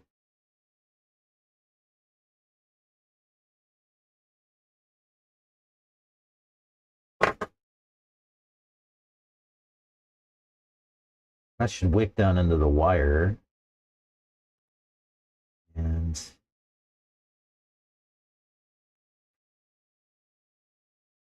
hot.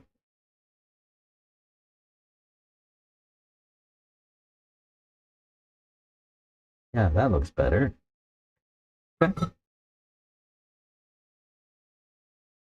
We should probably put a battery on it, make sure it doesn't melt down. What do you think?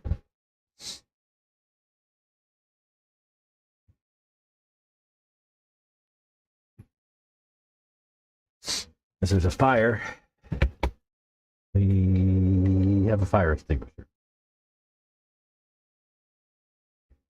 Look at that. No fire. And there's a power on. Yes.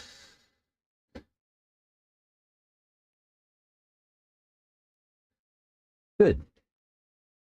No fire. Cat packs didn't melt down. Everything's good.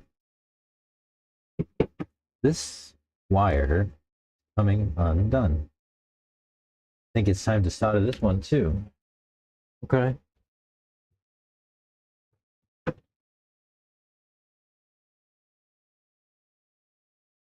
I'm gonna just back this little set screw, and then the spool comes off. And then I like to use shock pliers if I can find them. They have the right size holes for bullets. I just don't know what I did with them. Maybe you have to do this a different way.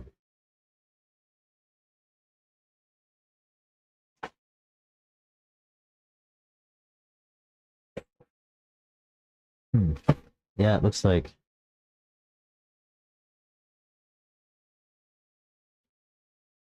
I can't find my shock pliers, but that's okay. I can also use these vice grips. Now I just put a little tension on these. Not much, so I don't want to deform the bullet. I just want to hold it, right? While I solder wire off and we'll cut it and put a fresh one back on. My iron getting cold? Yeah.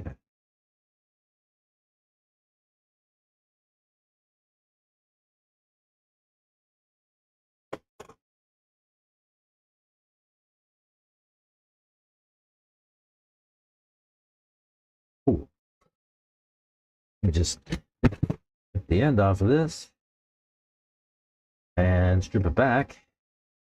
Put a new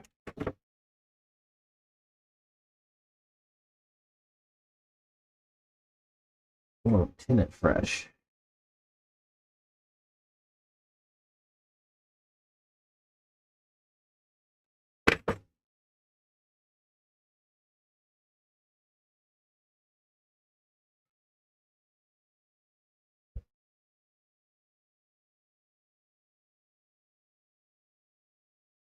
Like I said before, lots and lots of heat. I set my iron to 830 degrees.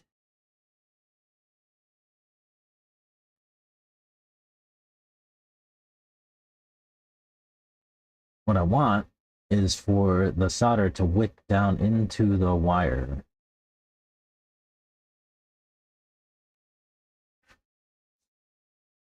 If you get it hot enough, you'll do it.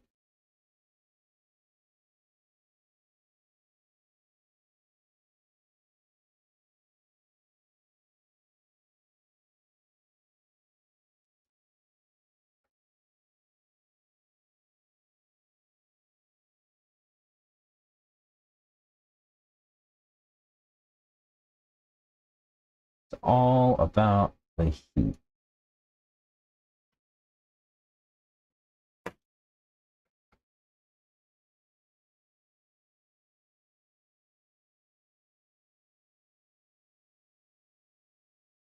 Cool. And now we just need to get it onto the bullet. I use pliers because otherwise I'm going to burn my hand again.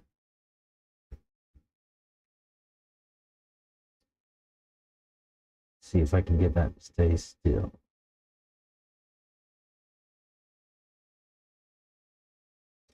No.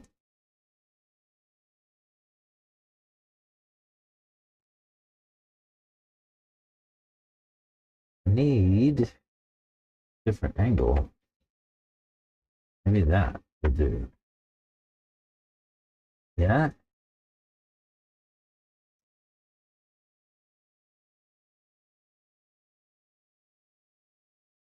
No. The pliers don't want to grip the wire. Ow. Hold this still. that. Yep. Okay.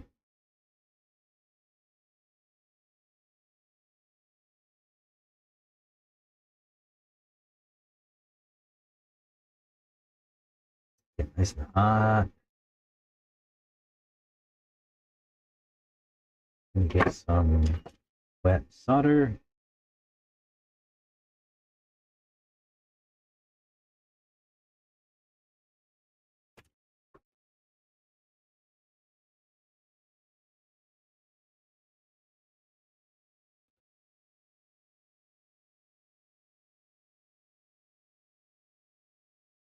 It's not even on there. How do I get this to stay still? Maybe put it there. There. Yeah, that'll work. Maybe. Maybe this will give me a better angle too.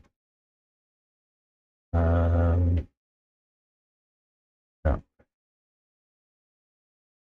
No, over that way. Thank you.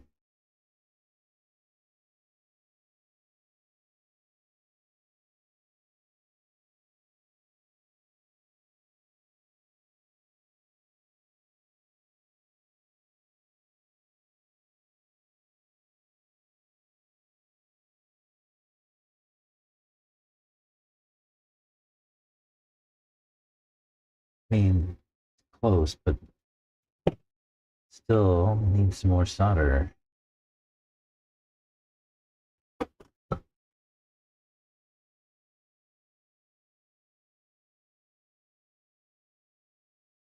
There we go. Nice and hot. And I'll actually grind some of it off because I want to put that bullet pull back on.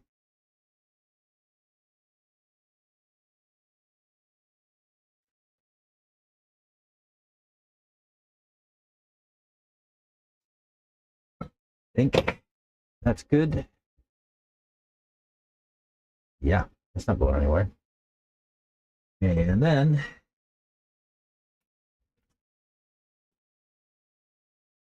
and just get my Dremel.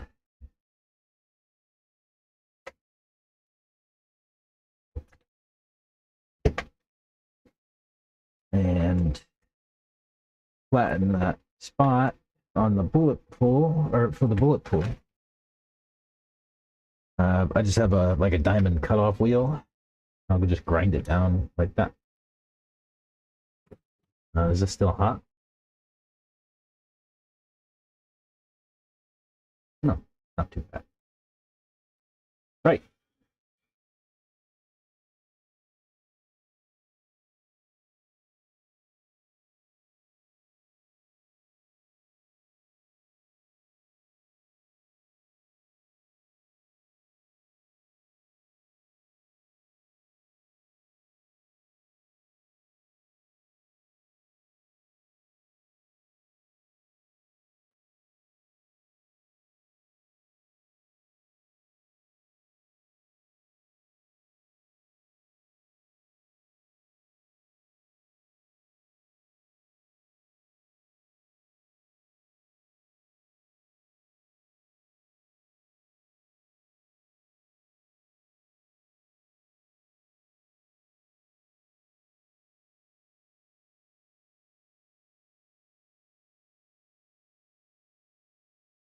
That's flat enough.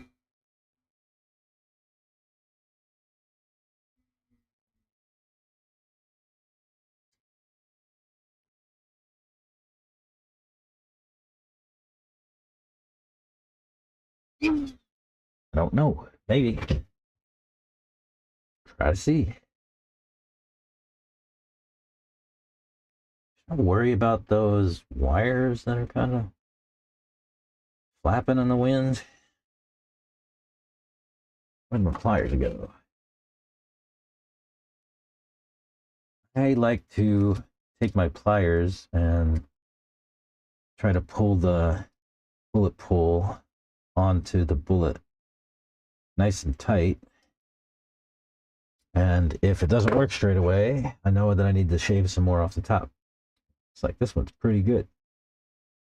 I'll just tighten down this little set screw. And so that's done. Nice and easy. Soldering is your friend. Right, so make sure everything powers up just fine, and then we can move on to the next thing. Yes. Everything's good. Sweet.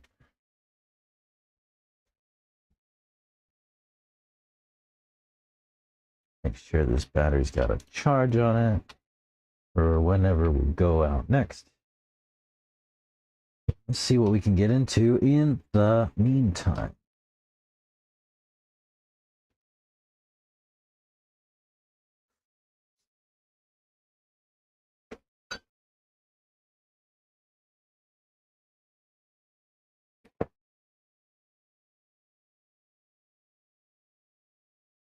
Let's see. Let me clean this mess up a little bit. And we can jump in. What? Well, we'll see.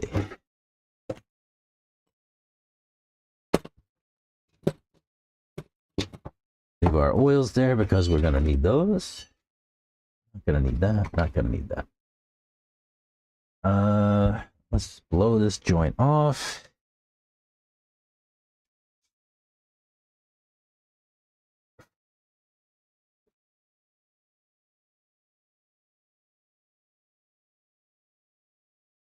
Right. And what are we going to do?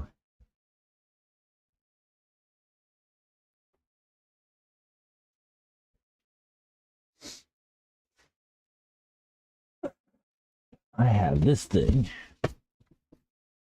It's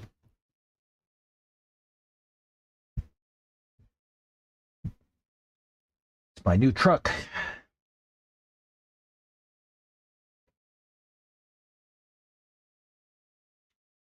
This is my old truck. It is also an EB48 2.2. Fantastic truck. I love this thing. Until this past weekend with the new buggy, I was faster in my truck than in buggy. That's how much better this thing was. Now the buggy's catching up. So I am building a new kit for the new year. I am going to unload my old kits. I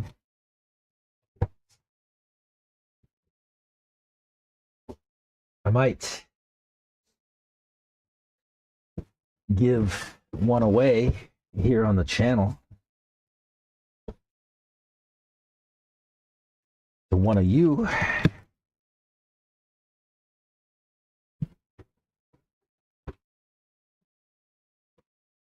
Maybe. I won't run this body, so if anybody needs an EB48 body for an electric, stop by. I'm happy to give you one. Why? Because I run wide body kits on all my cars, so I can run nitro bodies. All right, bag A. We'll leave that one over here for now. Let me grab bag. Oh, I think it is. Let me see. It's whatever. It's got tuning options. Let's see. It's not. I am. Bag Q. Yes, it has some tuning things. Yes, yes. Bag O. You do. Okay.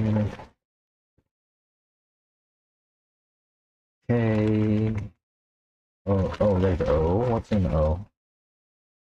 Steering linkages. Okay. J is steering top plate. And rest their shops. Okay. So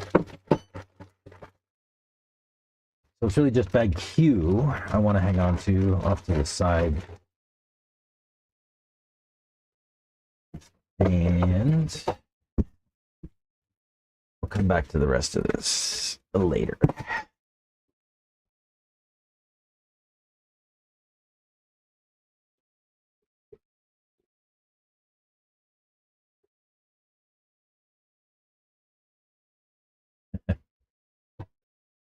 No such thing as a bad job tickling the algorithm. Anything you do is a good thing. Need bag A, and we're going to need bag B.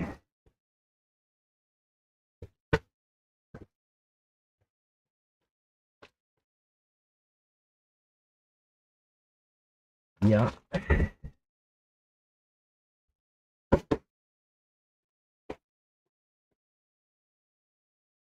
Let me see. All right. You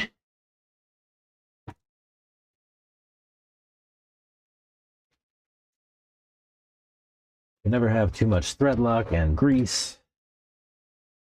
Might use 10K oil. I have my own.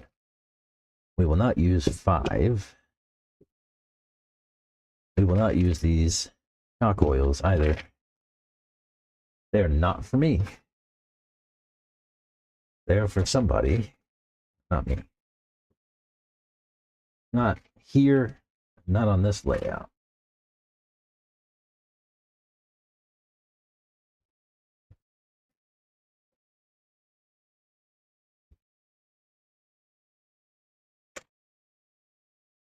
I'm just going to dump this stuff out on the table today.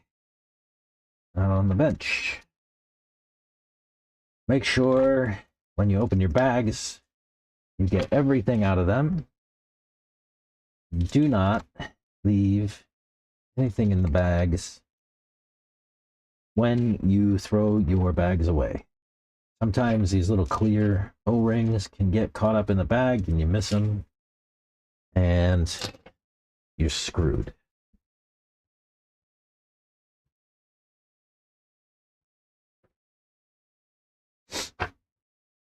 So for differentials, we just put an O-ring down in the bottom of the cup.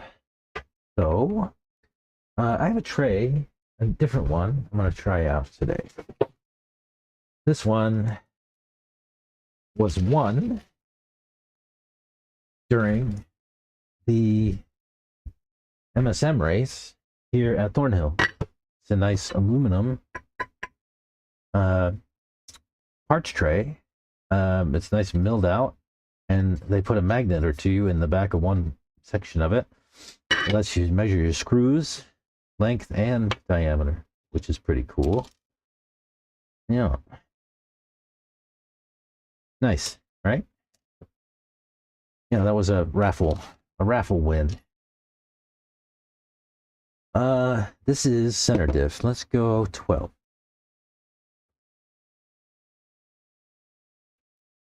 If you don't know, I like to put a dab of oil on the lid for the diff and put my gasket in there and make sure that oil gets all over that thing. And I'll spin it around a few times until I can get all the oil saturated on the gasket and on the cup. Then I'll just get these holes lined up with my driver. Make sure that the gasket's all pressed down onto the oil, and yeah. Also, you put another O-ring in the spot there on the lid.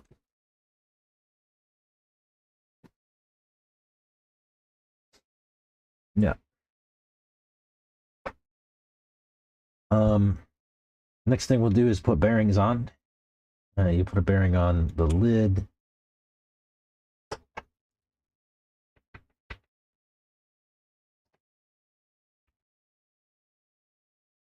and press it on.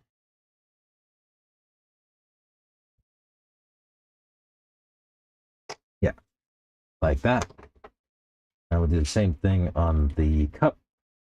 These will often slide off. Don't worry about that. You will need some black grease or white grease, some kind of grease, to put in the bottom here. I like to just slather a little bit to the O-ring, and then I'll put some more when I put the outdrive cup in. You're also going to take one of these large washers and place in the bottom. And don't lose your bearing, like I said. These outdrive cups have little grooves. I like to fill them with grease. That's what they tell you to do in the manual, which I don't even have out. We're going to do this on the fly.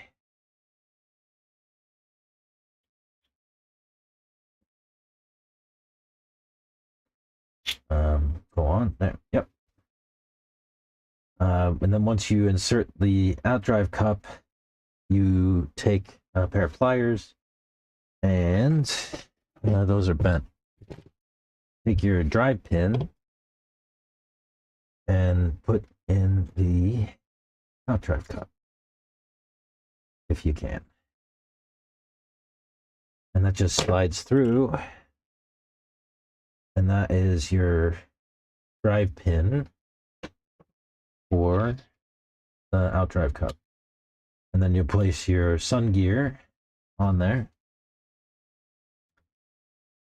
And next, we'll come and put 3 gears. I'm not going to build a 4-gear center. I'm going to build a 3-gear center.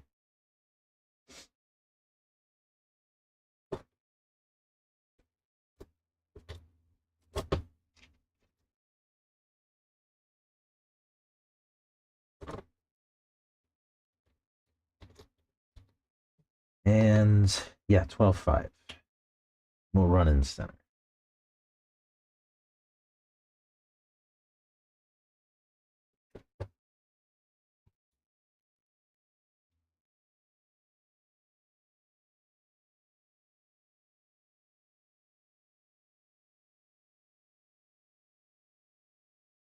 Yep.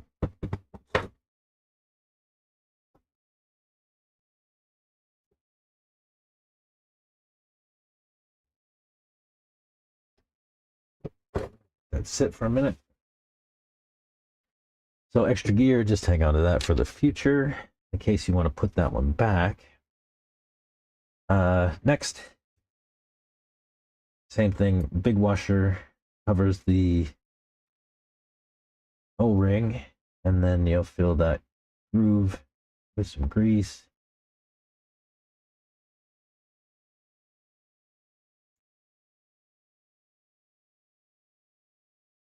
And insert through the cup, or through the lid.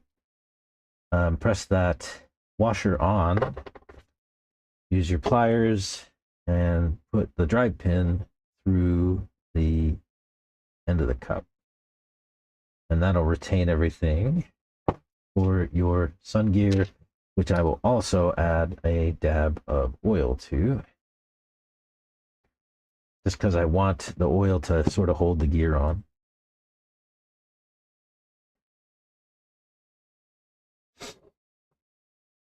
Do I need to let some of these air bubbles come out? I don't know if I care. On a diff. And let it settle out for a few minutes.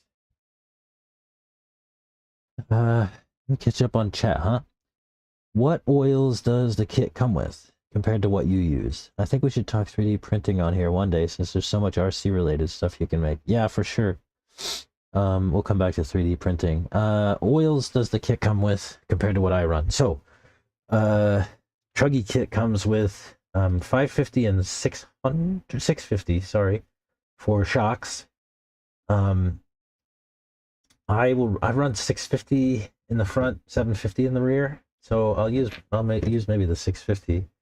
For differentials, I typically go like 15 in the front, 12.5 in the center, and as we saw my buggy today, 10 in the rear is not a bad spot.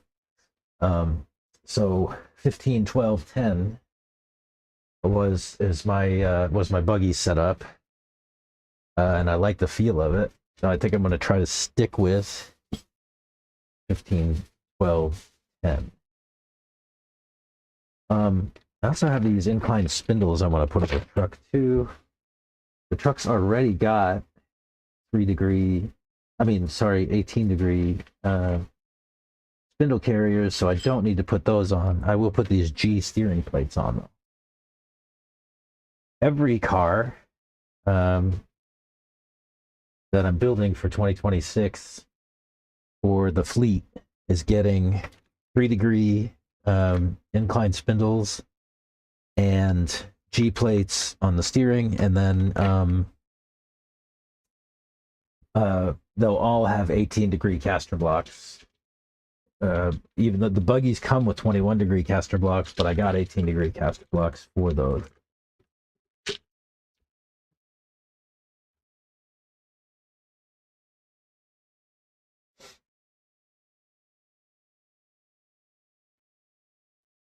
All right, let me let these bubbles come out for a quick minute while I run and have a little bit of a bio break.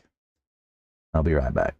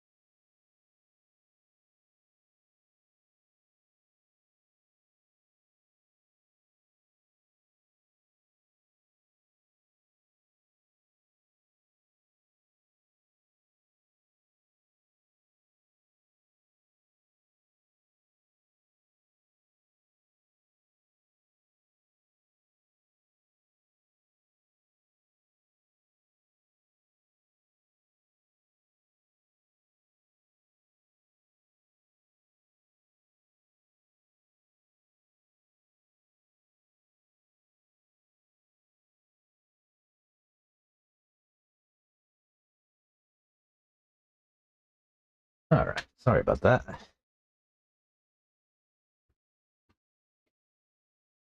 What do I have to drink?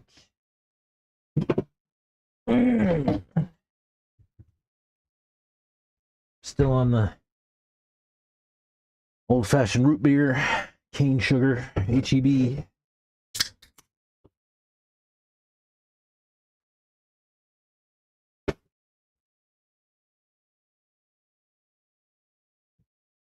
Excuse me. You don't know anything about truggy weight oils? No, truggy oil weights? Yeah. I like, I've been fooling around lately with going much heavier on things. I've been going heavier oils and springs on shocks and stuff. But, I mean, the trucks and buggies are fairly analogous. You can almost set them up the same and get the same kind of behavior.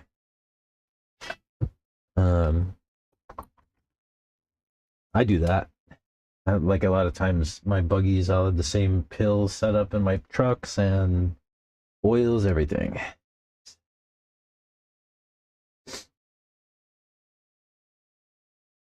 See this pulling in. Come on, screw, stay on there.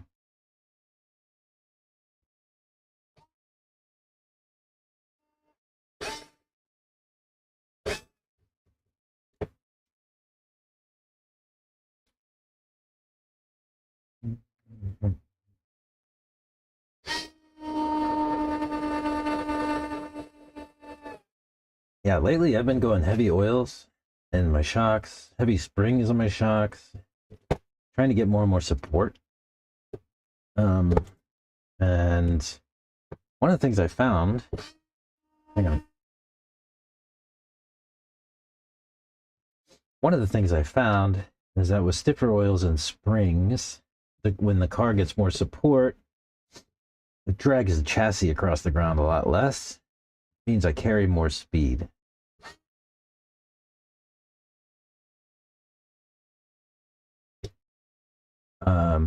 Yeah, always nice to carry some more speed. Make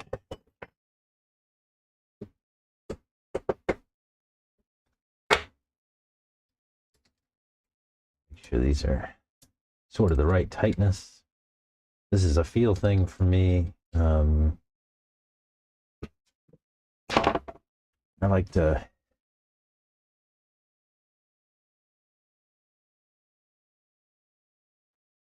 tighten the diffs down to just about the same sort of torque. I don't have a measurement, but my hand is a measurer. is a meter, I guess. So I basically have like a feel for how tight to make these by now. I've built a lot of these kits. I've rebuilt a lot of these kits. Yeah. But man, do I love a techno build. I enjoy the heck out of building a techno. What I want to do, you guys, is want to do something like where I could have, viewers send their cars to me and I'll build them. Like a build series. Like you want a kit built, I'll build it, soup to nuts, on camera, stream it, and, for free, right? If you want a kit built, send it my way.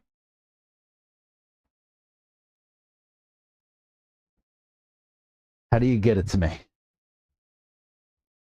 I'm here at Thornhill Racing Circuit. You could have it delivered to Thornhill, care of Doofuss's bench. Yeah. Have it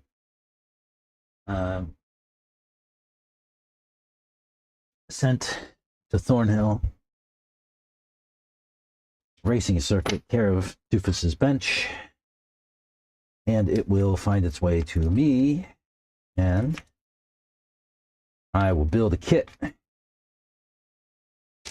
do a build series with a viewer kit. How cool would that be? That would also eliminate me having to buy kits to build. This stuff's expensive. I am not rich, despite my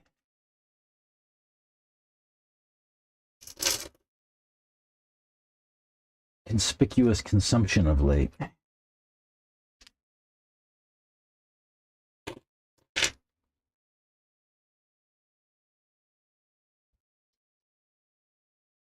If I were rich, yes, that would be great. I'd build kits all day, every day, buy them all. That would be something. But we ain't there yet. So we're going to go 15 in the front. You know what? Let me write these down. I have a marker, paint marker somewhere.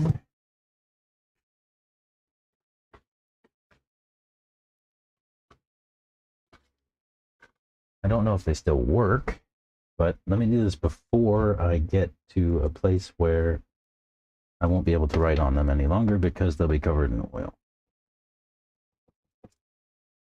Now my paint marker doesn't want to paint. Maybe it's dried out. That would suck. I have another one. It's probably dried out too, though. Not moving. Oh, it's slinging paint on my table now.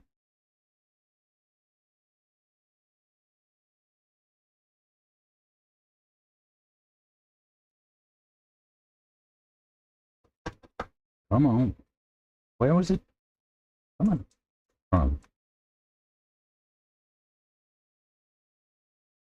I don't understand.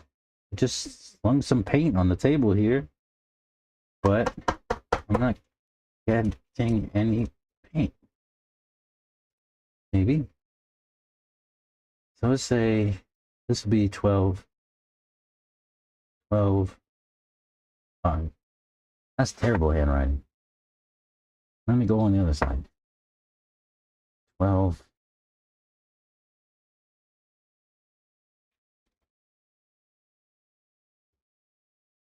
This is frustrating. 12.5. 12.5. Right. And then this one is going to get 15.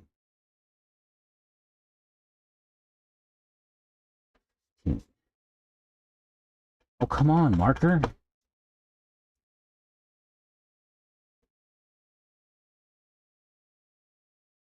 $15.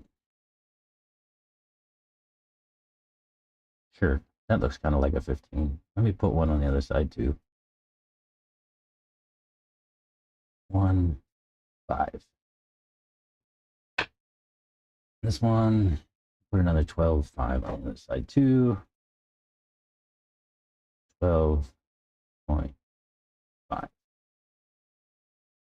And let me clean up all this paint mess off the freaking table. Maybe I need some cleaner.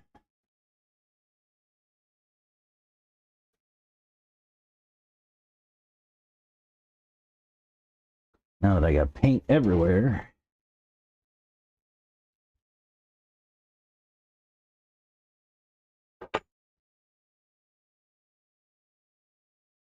That did pretty good.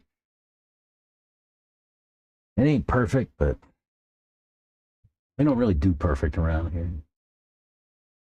So drop a O-ring in the bottom of your diff cup. We'll get some grease in there in a second. Put an O-ring in the top of your diff cup.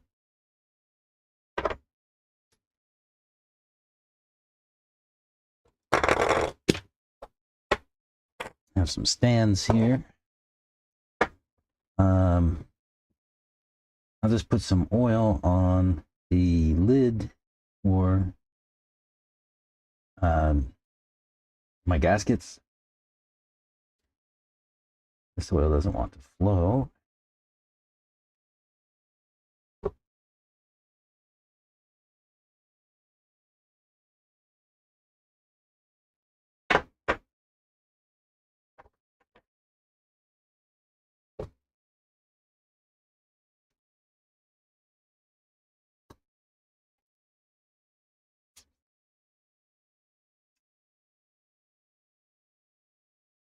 Cool.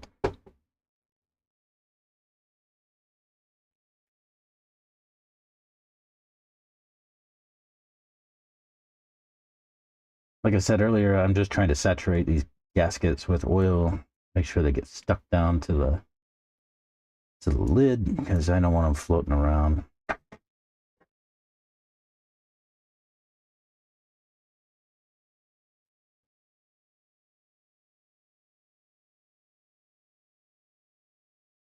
Yeah, that looks good. And then I'll take my driver and use it to rotate the whole thing around, line up the holes.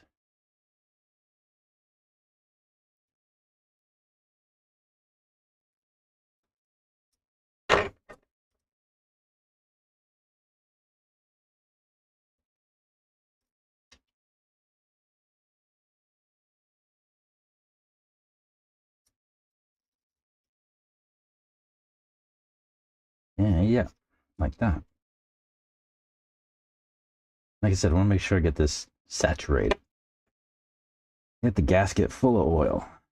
I want it to swell up with oil so that when I put the cap down, they'll seal up real nice. So yeah, get those things saturated with oil.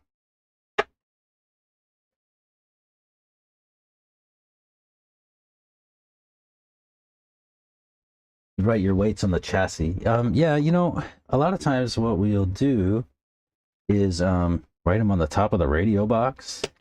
Especially on the nitros, so the nitro radio boxes have those bigger lids. We'll write the weights of everything on the nitro lids. I don't know if I have one handy. I could show you.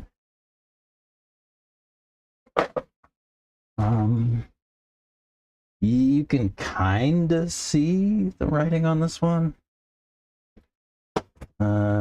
It's been overwritten a few times, but the decode 6-hole pistons, 12 2-gear in the back, 12 3-gear in the middle, 12 4-gear in the front. So these are all 12K diffs. And I don't remember what I have for oils in there. That typically would be right here, but I've covered that up for the shock oils. But yeah, that's something that we do often, right? The diff weights on the receiver boxes and the nitros, if they're big enough, or the electrics, usually not. Yeah, you could write on the chassis though, like you said. Certainly. All right. Let's see. We were gonna go and do cups. Where did our washers go? We're gonna need some washers. 1, 2, 3, 4 in here.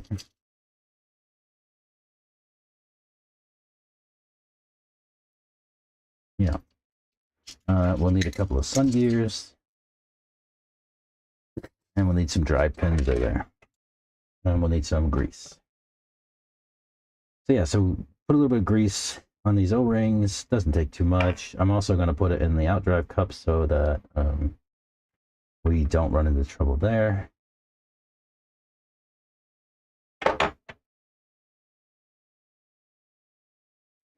But putting a little grease here is just about getting these O-rings lubricated. And then I'll put grease in this groove.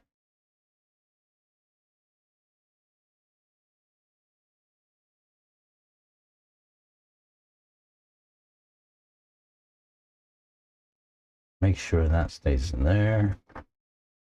Let's take our big washer. Where'd they go? There.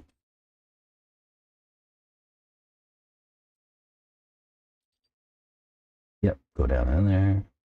We need a bearing. I always forget to do this. I always forget to put the bearings on. Get the diff together and you figure out you screwed up and you got to start again.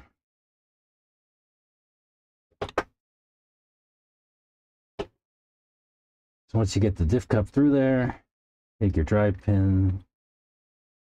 I like to use a pair of needle nose.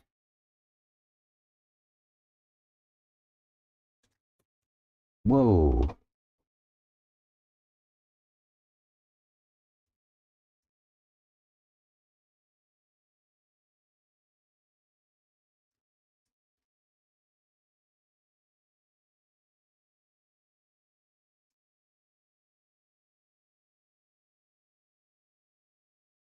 All right. And then just put the sun gear. Did we lose network again?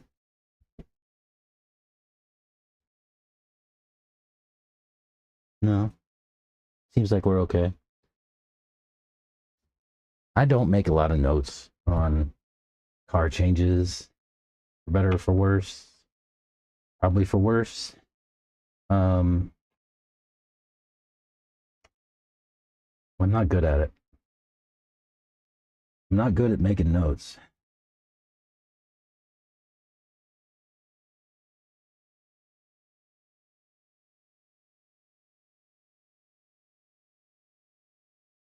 Never been very good at taking notes. I'm somebody who I can remember an awful lot of things. Now, I don't always remember the changes that I make on these cars, but I remember an awful lot.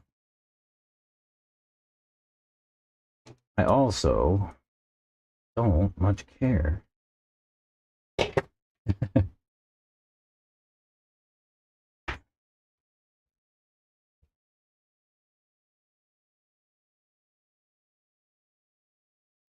Are we losing some frames here? Dropping video? What's going on?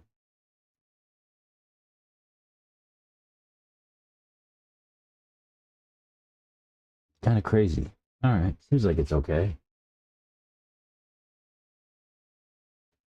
Seems like it's okay. All right, we'll keep it up. So that's bearings.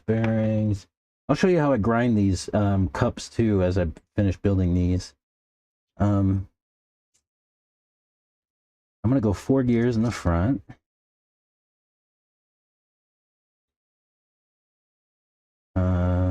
Which one's front? That's rear. Well, I put 12.5 on there for the rear. I guess we're going 12.5.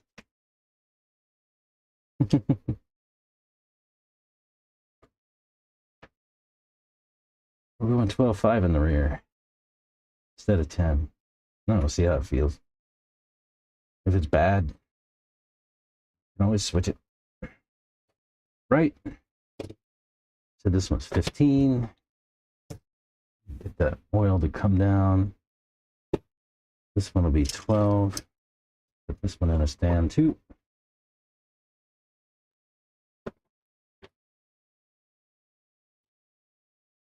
And my rear, you just get 3 gears.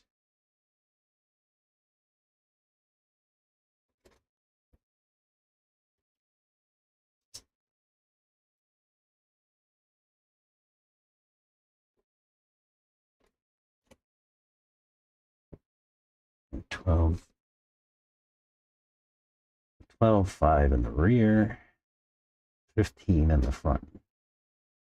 So my mix will then be 15, 12.5, 12.5. Front to rear. 15 front, 12.5 center, 12.5 rear.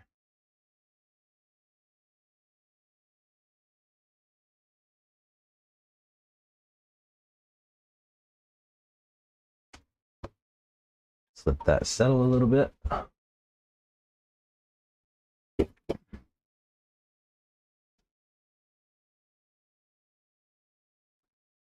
Yeah, rebuilding diffs. So yeah, a lot of times you do have to fight with them to get them to be smooth, and it's what it's all about. Is getting all 4 screws down to the same tightness, like the same torque. If you end up with like one screw just a little bit looser than the rest, it'll let the cover come up just a touch, and it'll bind up some things just a little, not a ton, but enough to make it just a little bit sticky. And yeah, it's not ideal, not optimal, suboptimal.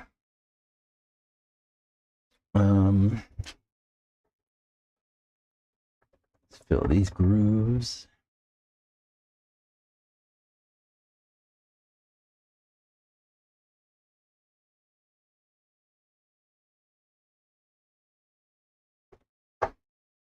Bearings, need those.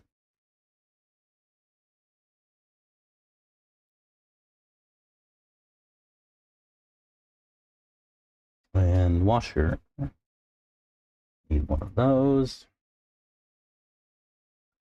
Need a pin. Why won't that washer settle? There we go. No, it's still not. What's it doing? Like to ride up like a bad pair of underwear.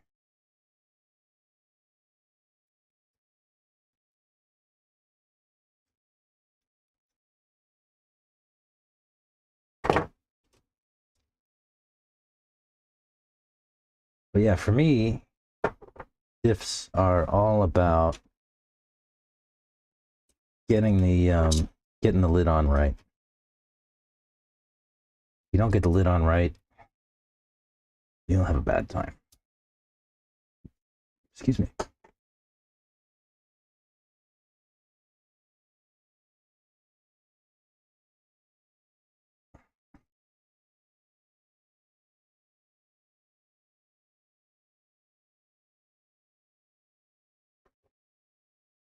Sure. I'll go in there. Yep.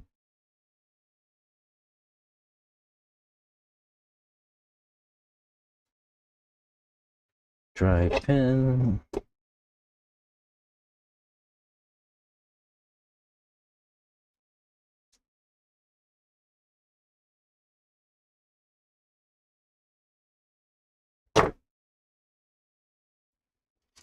Sun gear. Right.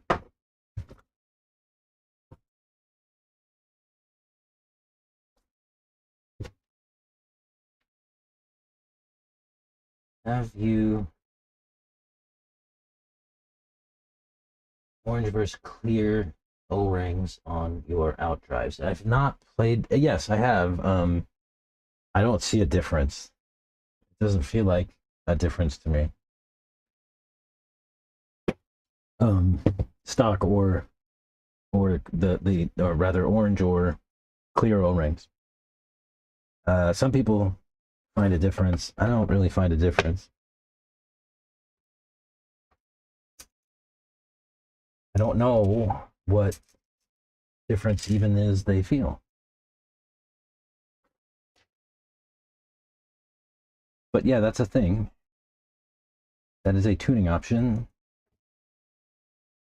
You can use either, you can use either the clear Techno O-rings or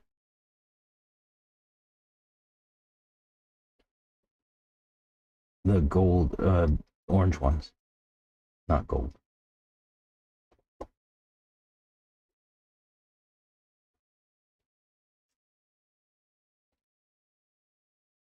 I have both. Use both. I don't notice a difference.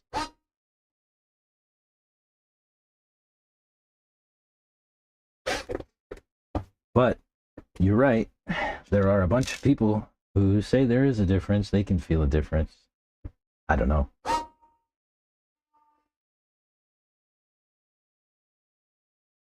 If I had Santos here, I'd go ask him, and he'd probably know the answer. If he's here tomorrow or one day this week while I'm streaming, I'll get him in and we can have a whole chat about it.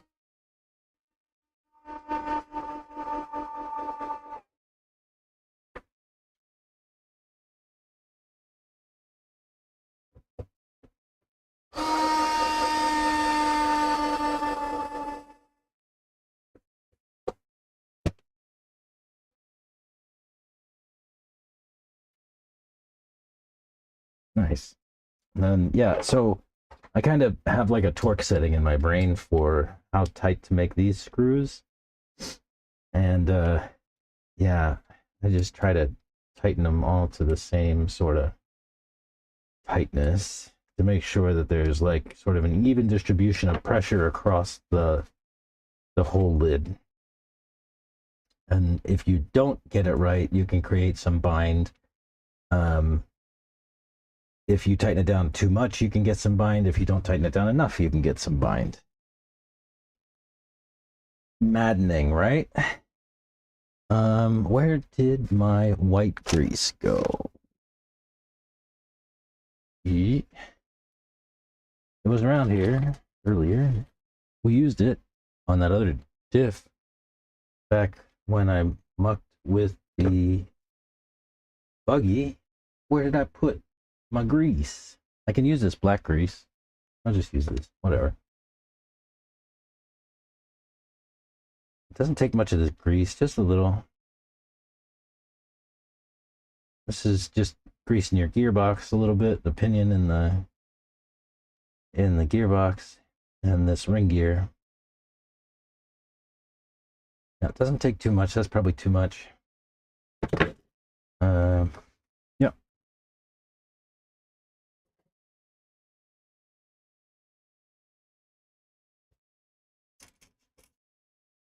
And then after this, I'll show you how I grind them.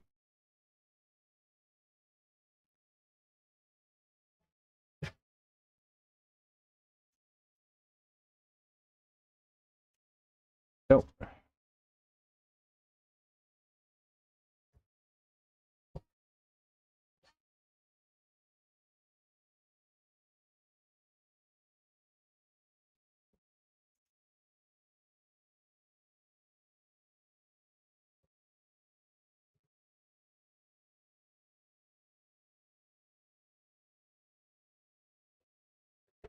and one more screw.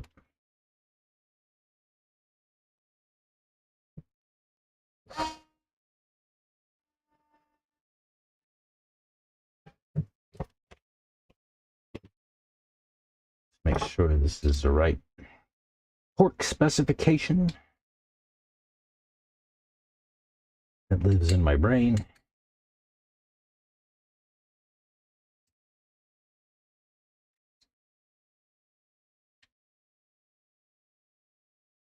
Somebody somewhere is probably screaming, "You need a torque wrench, man. Your brain is not sufficient." You're right.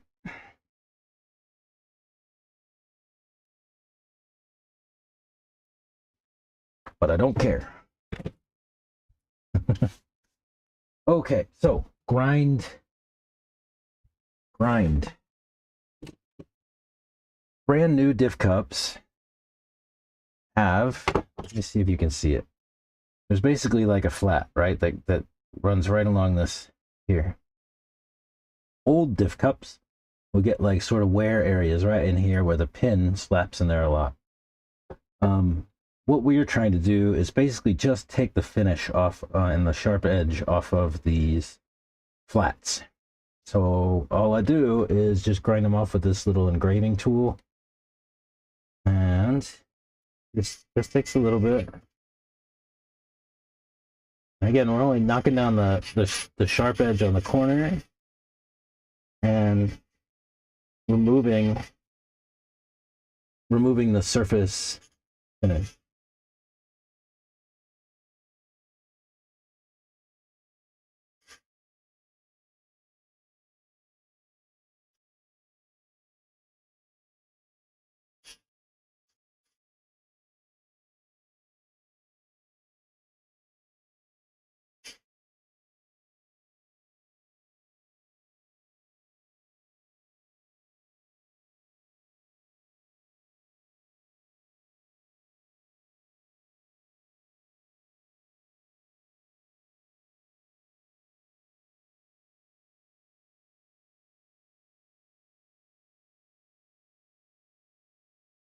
And that's really all there is to it.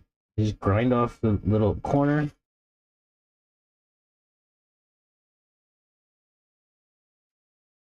And the finish off of the flat.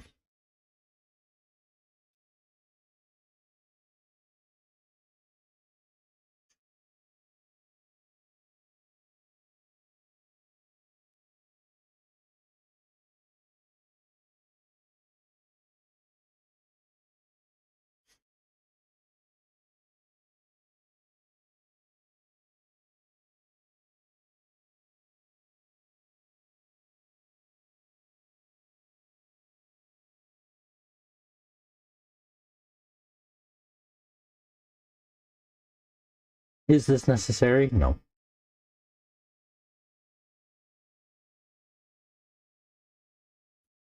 Basically, all we're doing is making our break-in period like 3 packs instead of 5 or 10.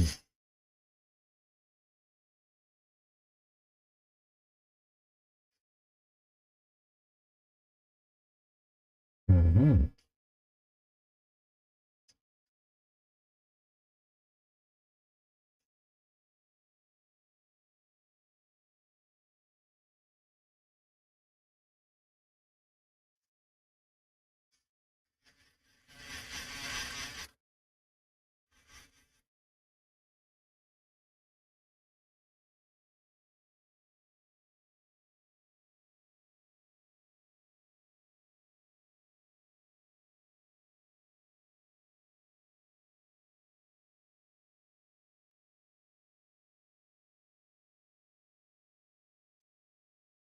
It seems counterintuitive to knock off the corners in the finish, but it works.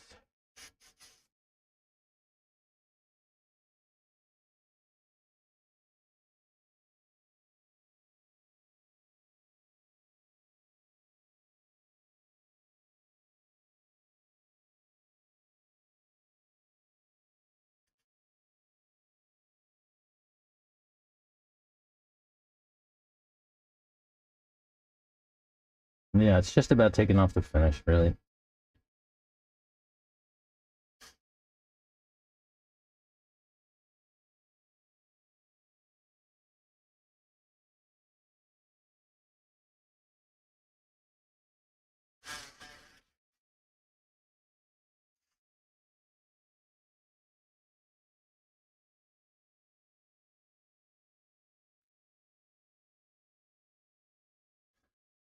Yeah. Nothing to it.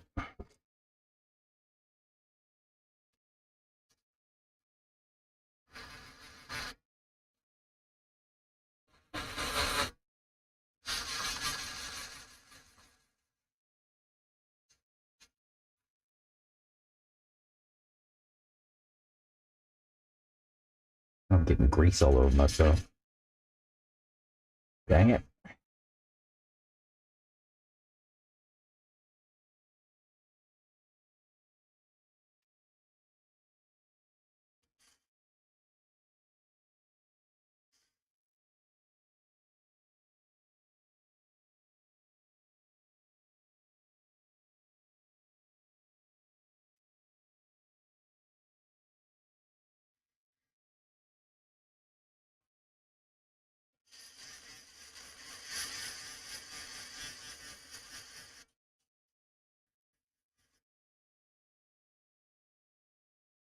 Nice. That's one.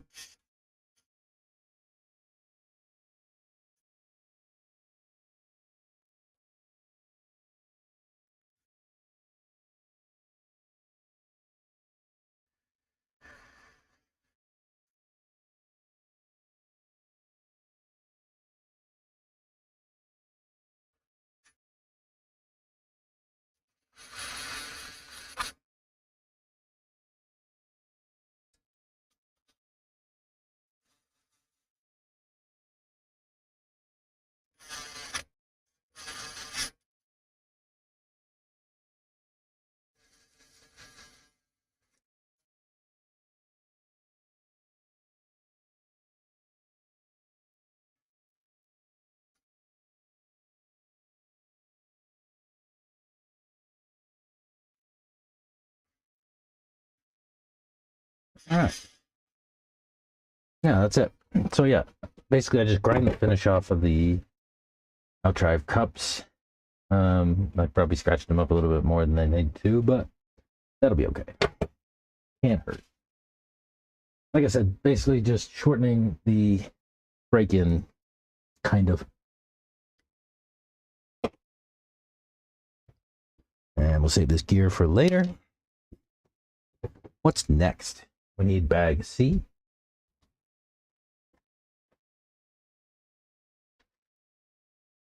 gearbox.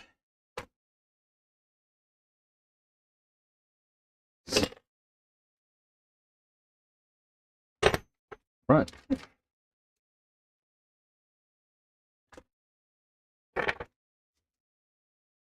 The front gearbox. How do we know? That shock tower.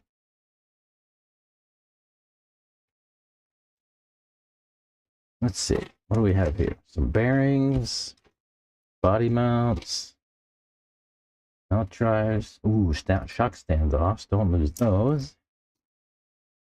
Standoff. Those screws we may or may not use, depending on what we have. Bearings we'll need. Those. That could stay there. And we have some screws on shims.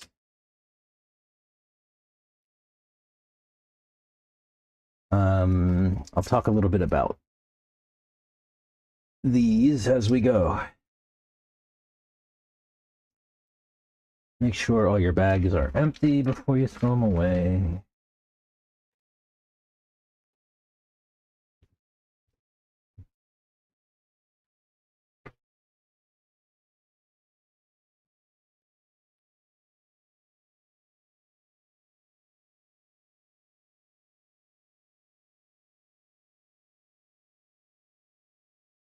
Excuse me.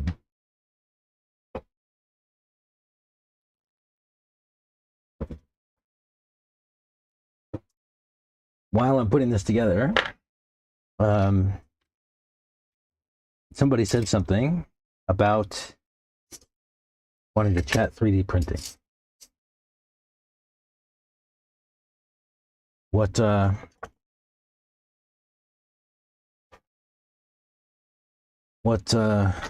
are we going to get into? 3D printing. There are an awful lot of things that you can make for RC in the 3D printing space. Yes. My camper mate over here, his name's Scott. He likes to 3D print RC stuff. He actually tried to start a kind of a business with it. Unfortunately, he's kind of let it lapse a little bit. I keep using his products here and saying that I'm going to get him one day to put a website together so that he could actually sell some of these things. So we'll keep bothering him about that. There's one small shim that comes in this bag that goes on the pinion in the gearbox. Make sure you don't lose that. Make sure it goes on where it needs to. You'll put plenty of Loctite in this grub screw, and when you put it on, you want to cinch it down tight and then crank down on the grub screw. Make sure that Loctite is gonna hold it in there nice, and I mean really crank down on it. This is another one of those screws that doesn't come undone without your permission, right? This is your drive for your front end. If you don't have drive in your front end, you're not going very far. Yeah, what's next?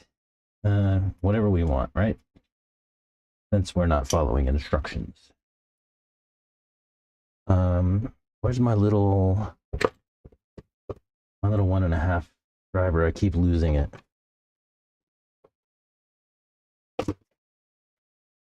What?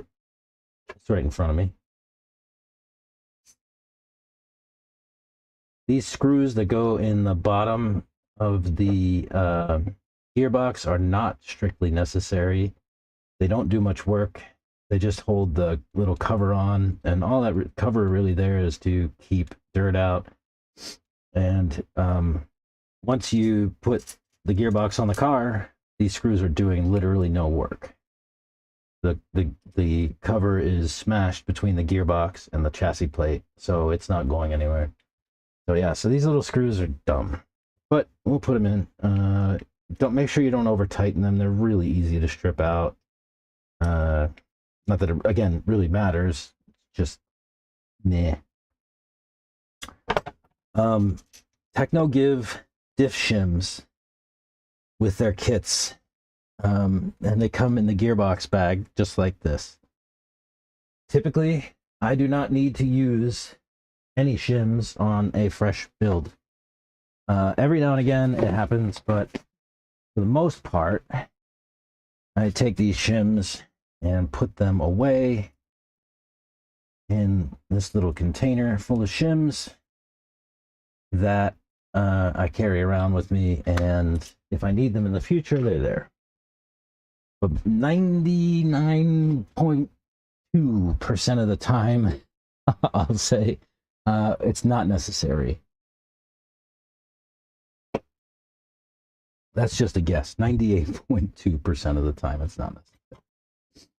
I don't know if that's true, but it's something like that. However, now once you start to drive your car and start to break it in and stuff like that, you will wallow out those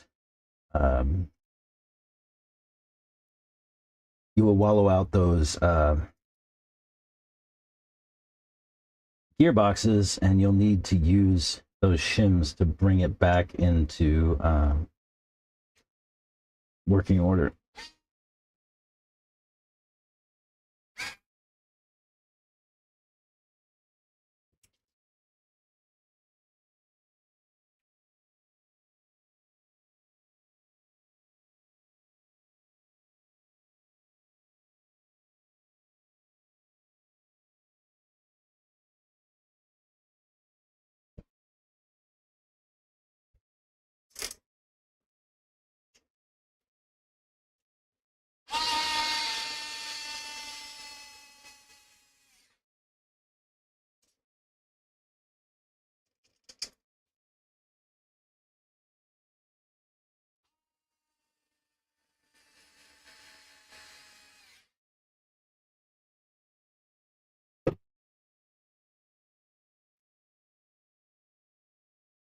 Are those really long screws for a different spot? Did I just put the wrong screw in the wrong place? Huh? What are those long screws for? Where's the book?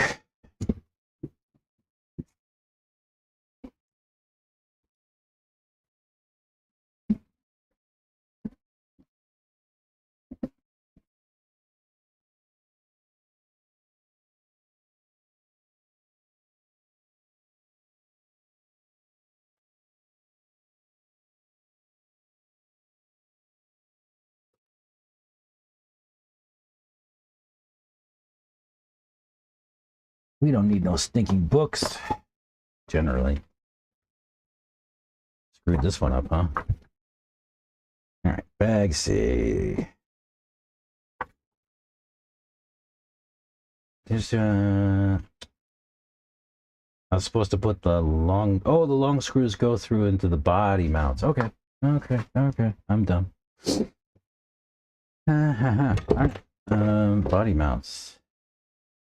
Oh, those hang over the front and go like so. Nice.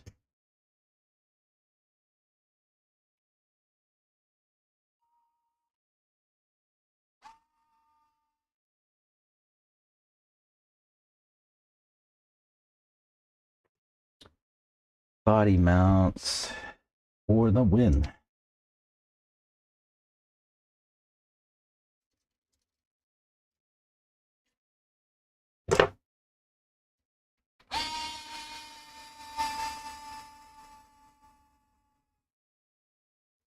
You know, I just love the smell of this black grease. It's I don't know, it's like that creosote kind of petroleum scent. I don't know what to make of it, but it's not terrible.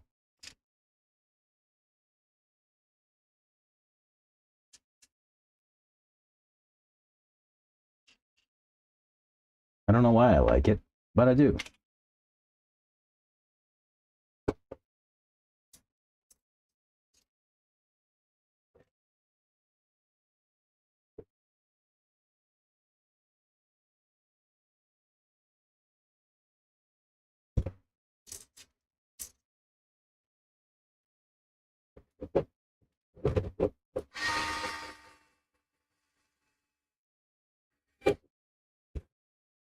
Right. Oh, I am going to use these screws because I don't actually have the stuff I need to do the thing I want to do. I need to get some more screws from the shop. I'm out.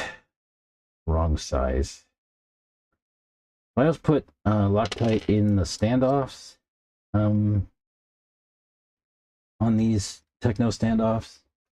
Where do I have these mounted? On my old truck. They're laid down all the way. So we shall do the same. Go inside hole on the tower, and that's going out the wrong direction, dummy.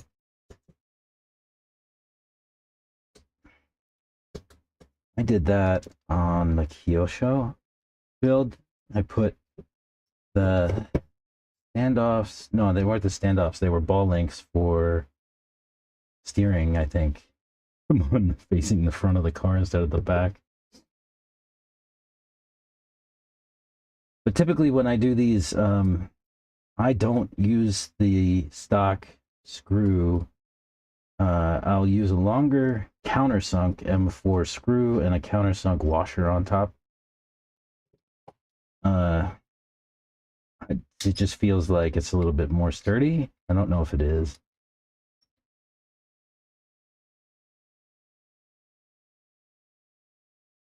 It just feels like it is.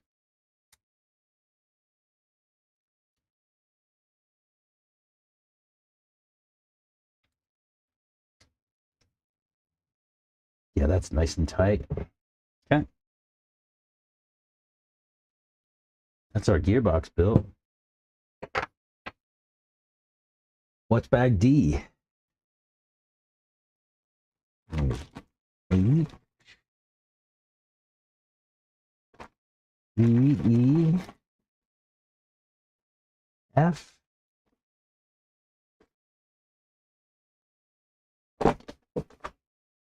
E. Oh, D's the rear gearbox.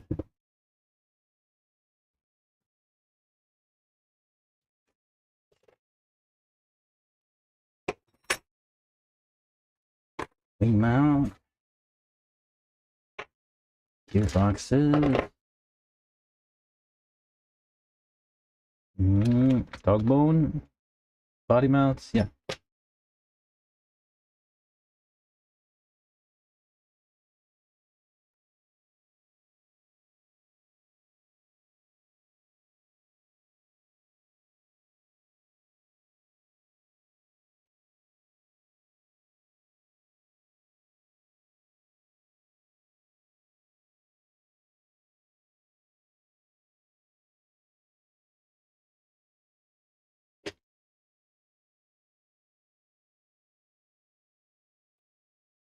Right.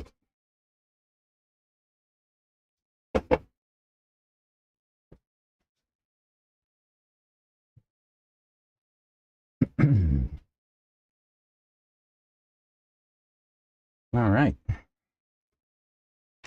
Gearboxes. I'll drop a bearing in both sides of the bulkhead. You're going to want pinion and the dog bone and a shim. Again, these diff shims I'll never use on a fresh build for the most part. Can't get it out. But the outdrive shim, the pinion shim, is almost absolutely necessary every time. Don't skip it. So you put the pinion through your bearings, and the shim goes on the end of the pinion.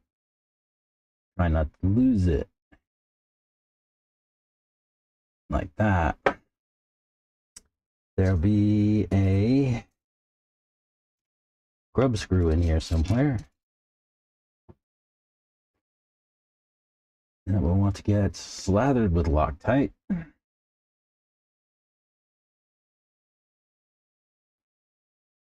because, again, this does not come off without your permission.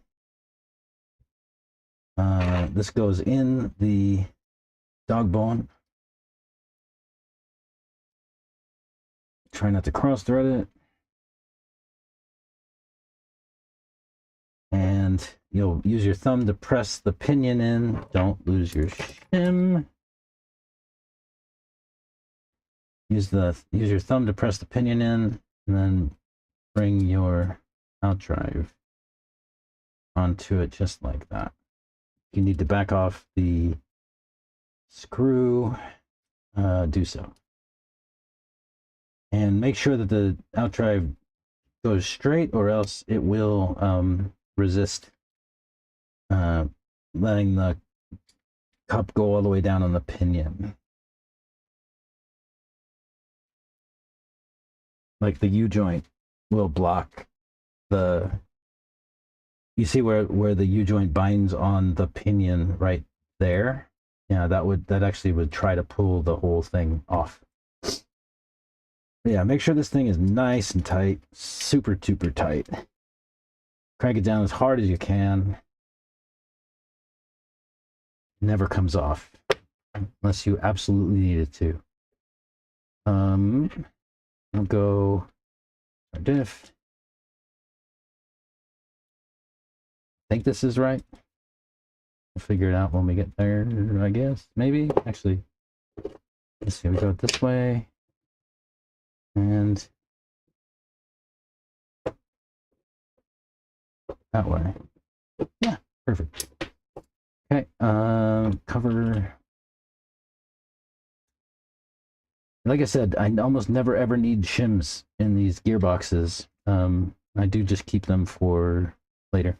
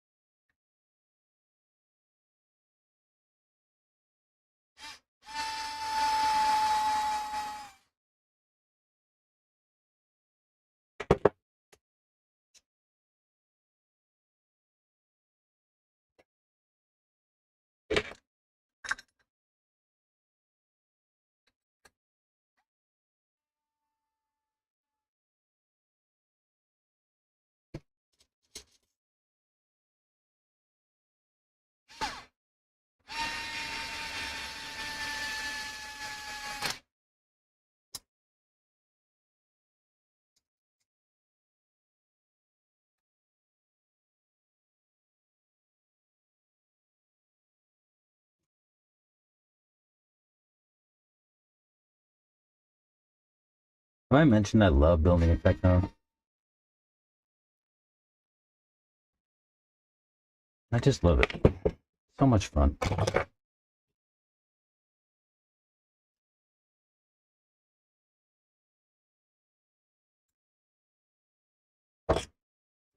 No, I don't have the same amount of fun building other kits. In my experience. I really enjoy techno kits. I lose my screw? Where'd it go? These stupid little screws I lose all the time. Like I said, they don't do any work, but here I am losing one again. Oh, it landed on my parts tray. Perfect. Never mind.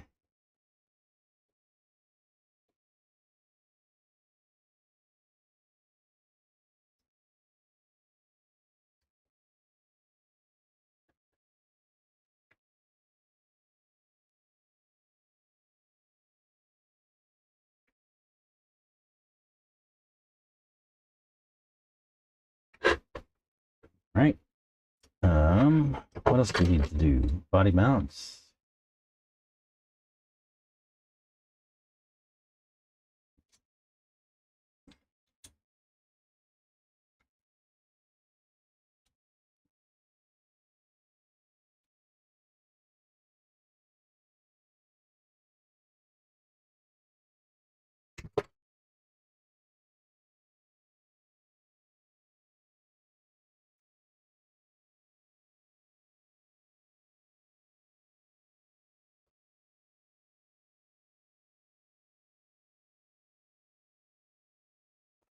Ow.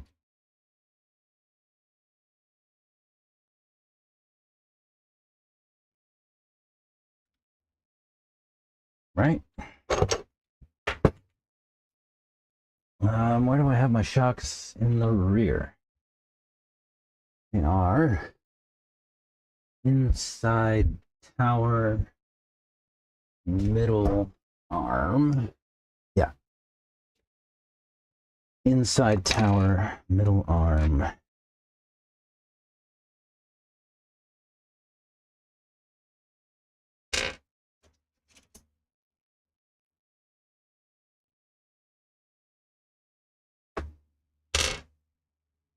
Inside tower.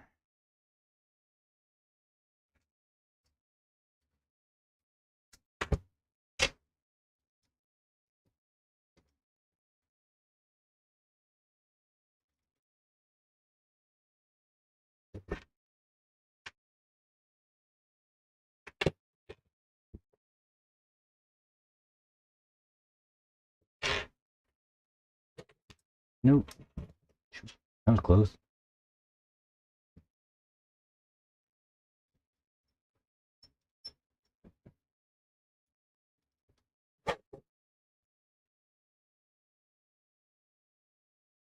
Yep, crank those down. What else do we have left on the gearbox? The wing mount. Do my video drop again? You guys, is my video dropping like sometimes? Can you tell me?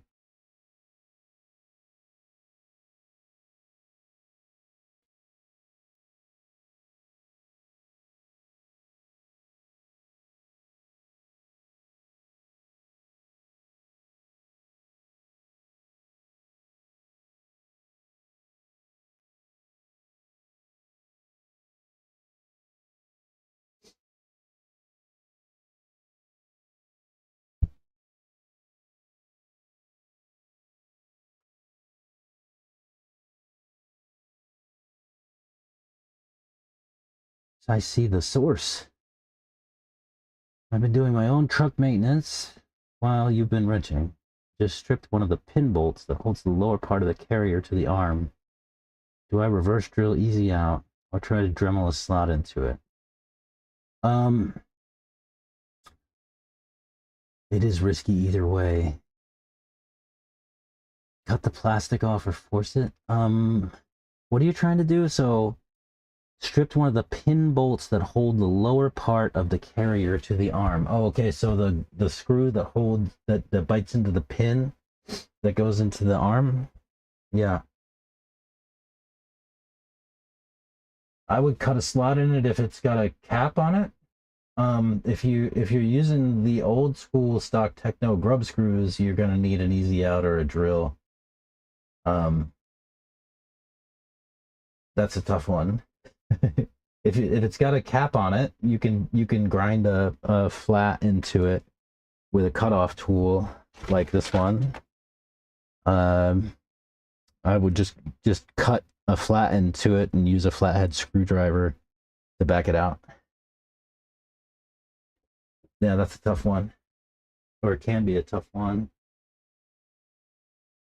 I'm replacing the arm so I can just cut the plastic off, force it. Yeah, the little guy cap head. Yeah, if it's got a cap on it, grind a slot in it and use a slot head screwdriver.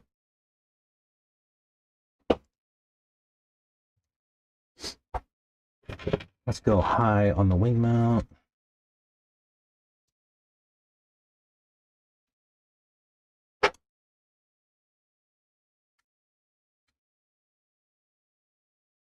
I should have done this before.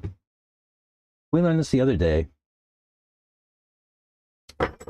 At least I should have learned it. I clearly did not.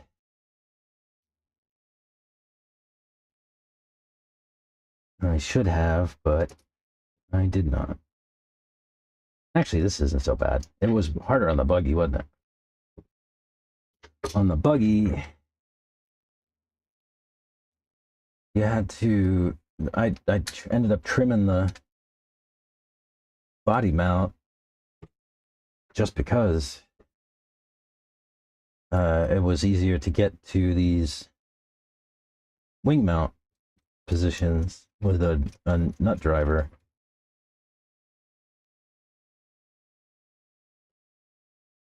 Is that biting? No.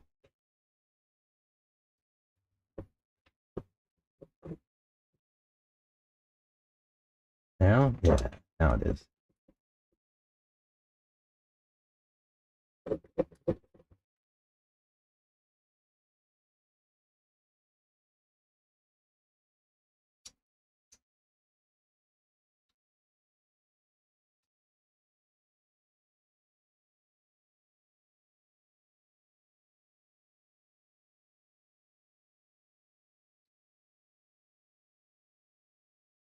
So I haven't seen any of you guys say that video is cutting out, so I'm gonna assume that it's all good.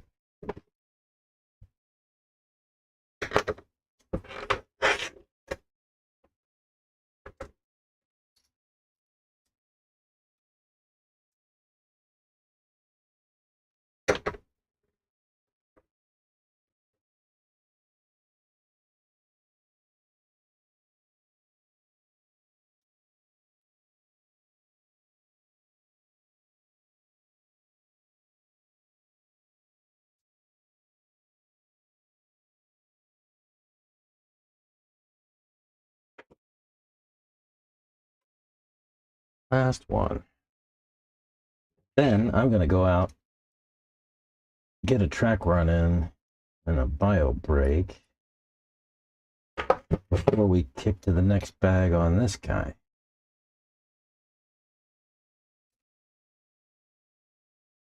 I'm not throw things that I need all over the table.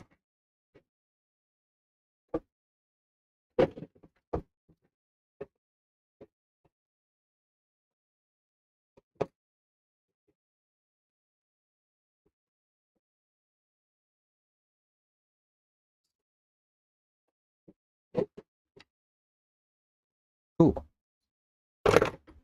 And like I said, these shims I just hang on to for the future in my little shim container.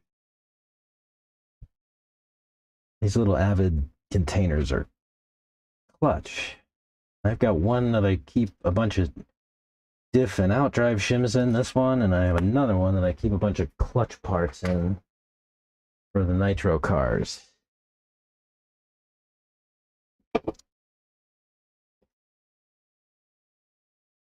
Clutch shims, collet shims, flywheel nuts, all that stuff sits in the other one. No, I've said that. I don't know where it is. Oh, here it is. Yeah. Yeah, this one's got, see, it's got flywheel nut, collet, a number of collet shims, clutch shims, a couple of set screws, crankshaft extension, everything you need to service your nitro. Ooh, what did I just lose? That grub screw. Don't lose the grub screw. Yeah, these little containers are awesome though.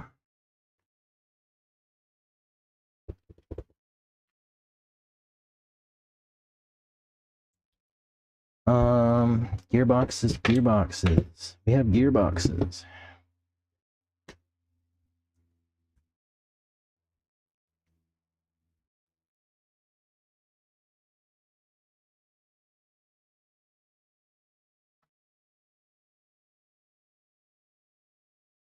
Yeah, I only asked about the video because it looks to me from my end that I'm dropping a little bit of traffic going out the door. It's not much, like 1% dropped frames. And I don't know if that is from when I lost the network earlier or if that's fresh. So yeah, that's why I asked. I just wanted to be sure that everybody can see everything okay. And if it was a problem, I need to go restart the network.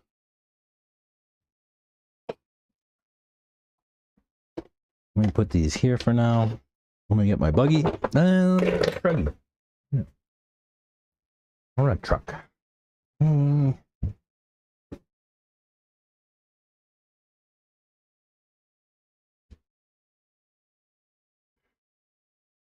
anodizing on those tool shafts will be awesome on a buggy truggy, the bronze color. On the, oh, you mean this?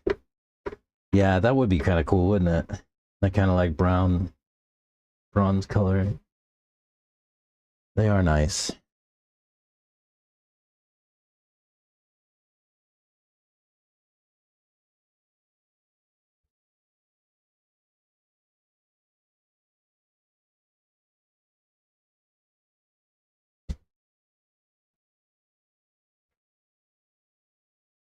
I got some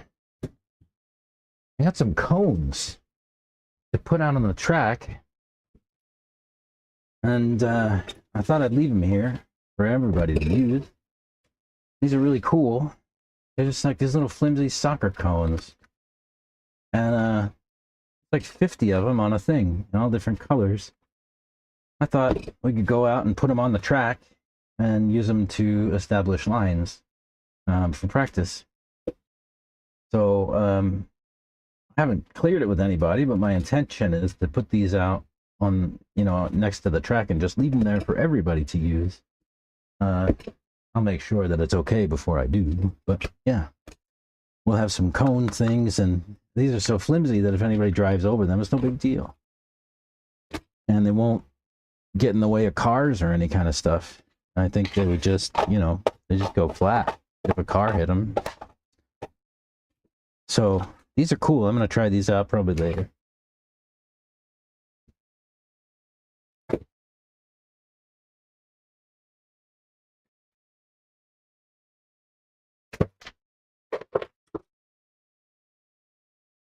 I don't know what to do with the bag for them.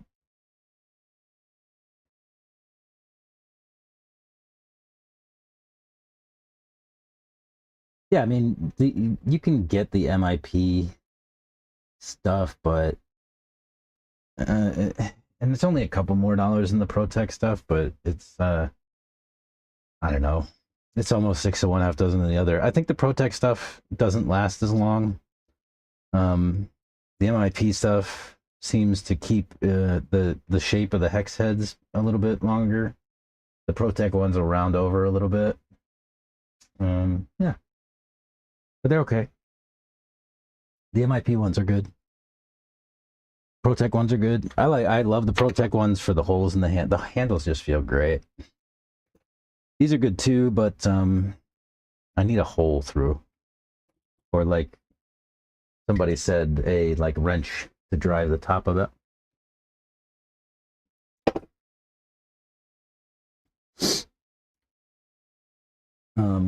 Yeah, I think that was an idea from the Fed, who says he's not a Fed. I don't think he is a Fed.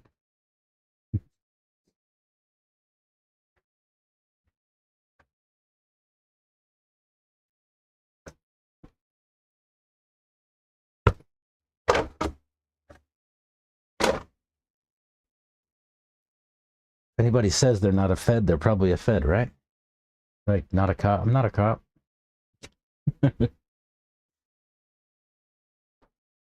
Trying to entrap us all.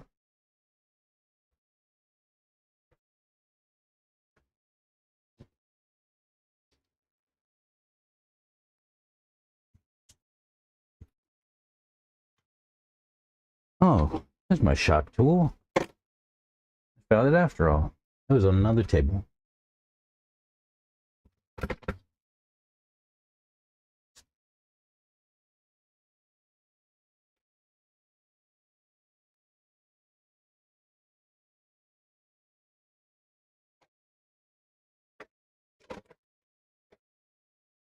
Where did all my body clips go?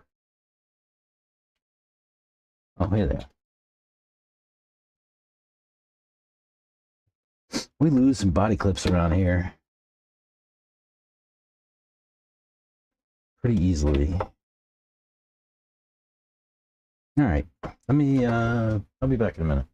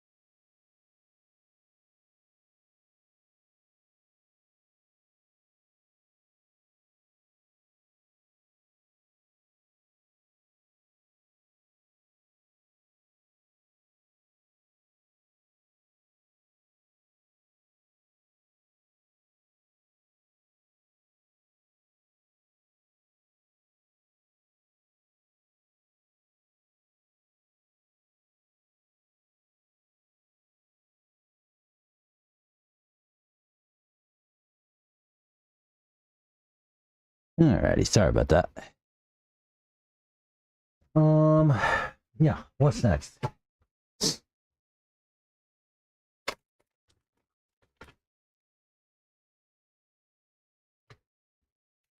Go run a pack. Clean up my hands. Get some of this grease off.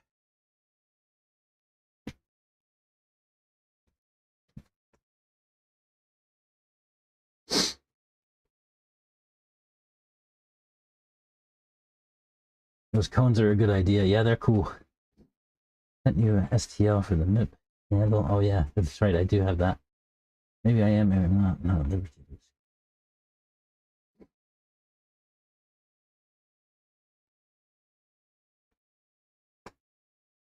All right.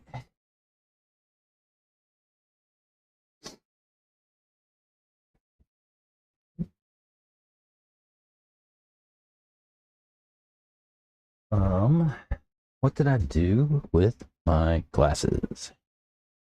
I'm gonna need those to go outside and drive a car. Where did I put them? Ah, here they are. Okay. Give me a few minutes. I'll be back.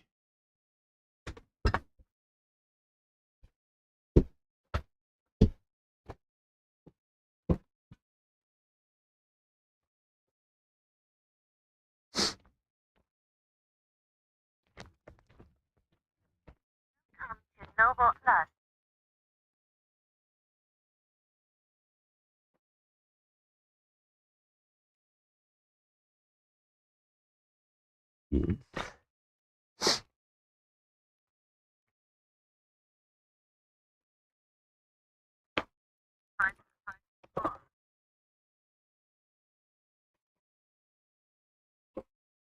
Yeah.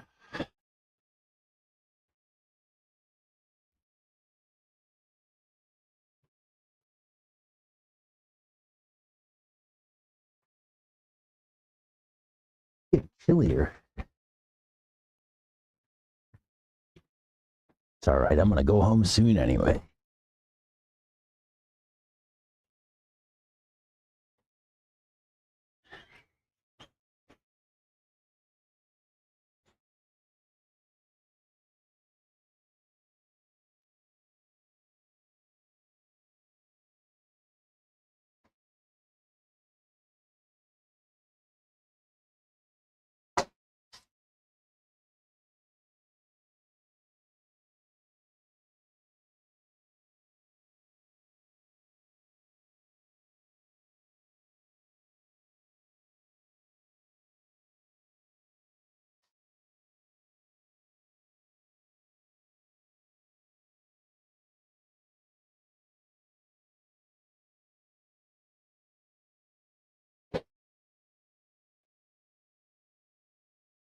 I love this truck.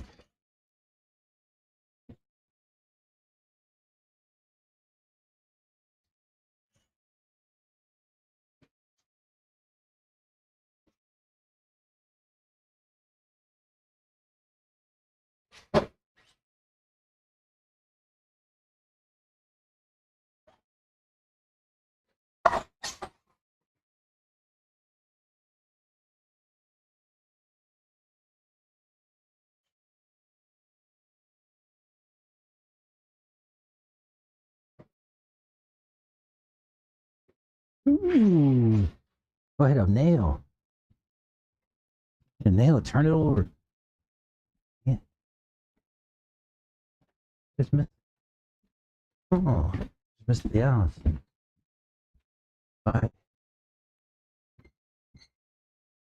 I wasn't here alone after all.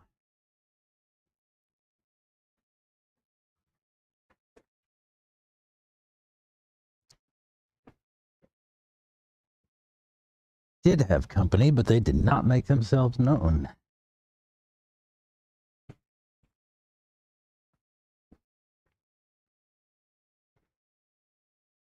Surface is starting to get a little chunky.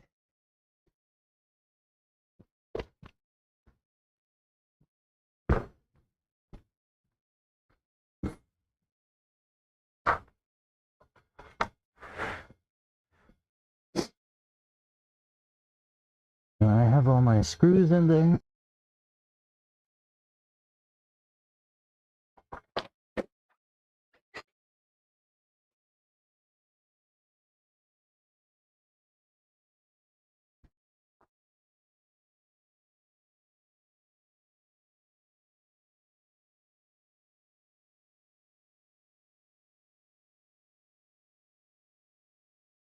Maybe I'll just stand on pit lane.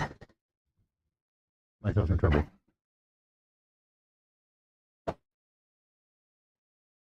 Ah, that was awesome.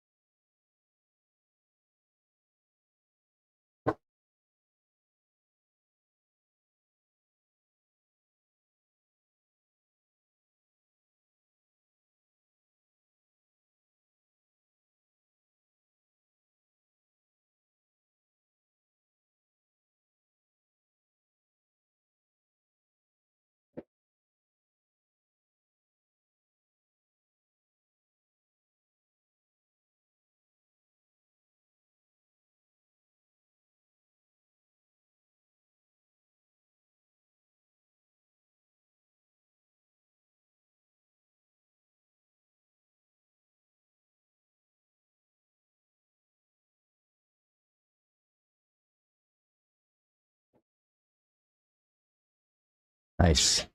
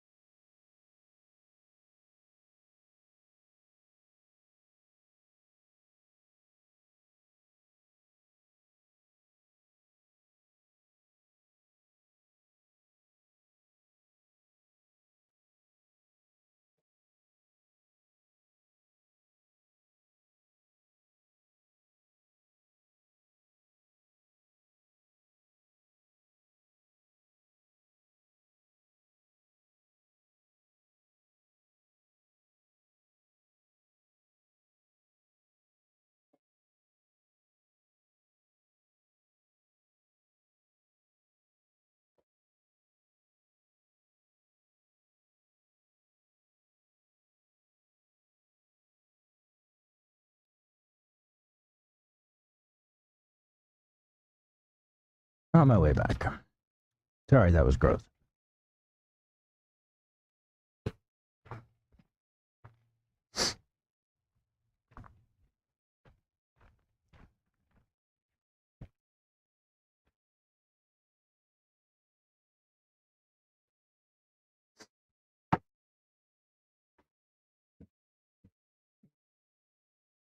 Yeah, that was nice. That was fun.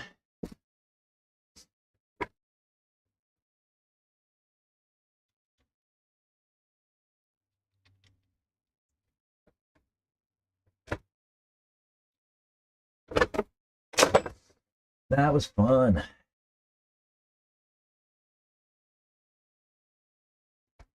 Let me put this on storage. Let me catch up with chat. And we'll do a bag for this truck. And then I'll probably call it a day.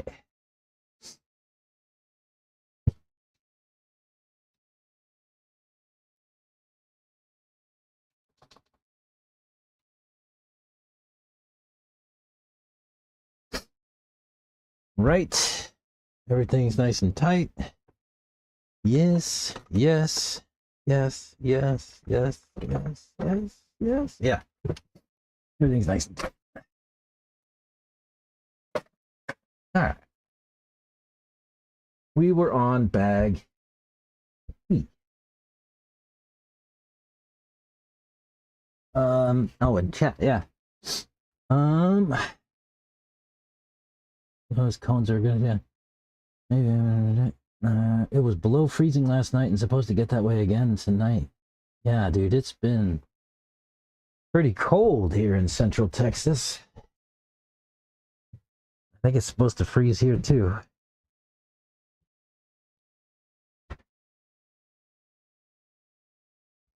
Right, bag E. Here's bag D.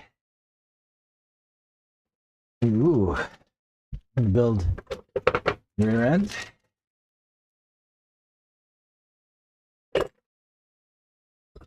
Free those from their cage in a moment. Oh, pills. We won't need these. I've got a ton of these. If anybody needs pills, I'm here for you. Let me punch a hole in it and I'll just hang it on my wall. got tons and tons of pills. Like bag E, throw away bag D. Air open. I don't know if I'm going to use this sway bar. I don't remember what I have on my truck. We'll have to find out.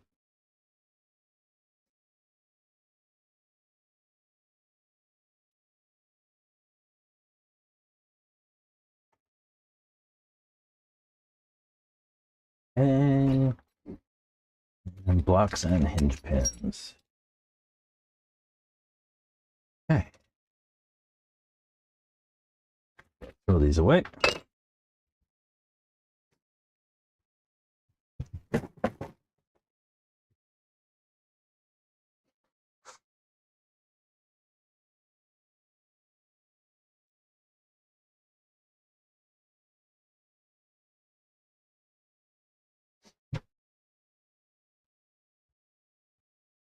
Free these guys from their sprue. I don't know why they leave this stuff on there. Maybe just to keep it from getting deformed in storage and shipping. About the only thing I could think.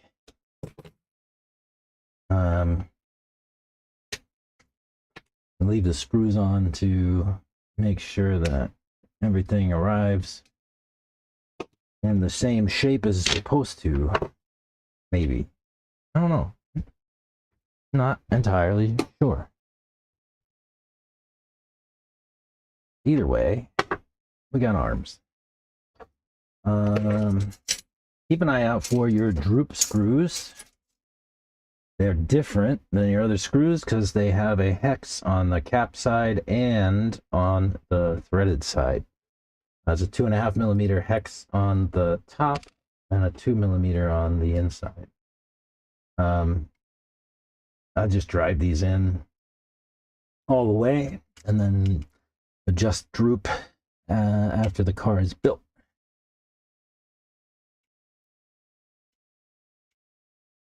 Right, after we get everything connected, put together, all that good stuff. So yeah, did I lose? I put it over here.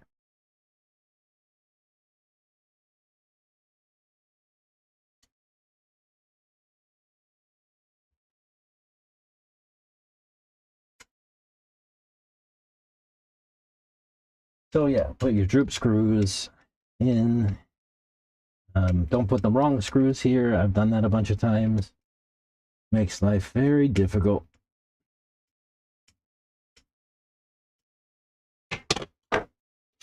These bushings go from out to in on these arms. You want to be careful not to let them slide out.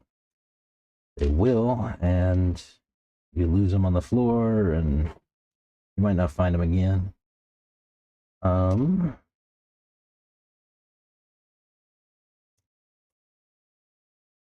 don't know if we use those. I don't know what I've got on my truck now. Metal ones. I'll probably just take the sway bar off my truck. I don't know. We'll see. We'll see. We need the gearbox.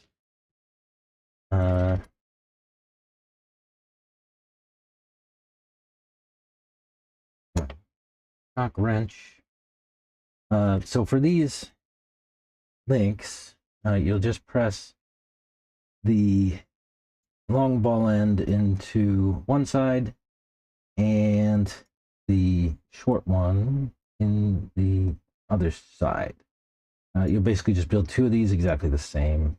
Nothing too fancy about them. So yeah, so one is the sway bar connection, and the other side is just a ball end that goes into the arm. And sometimes the shock tool doesn't cooperate.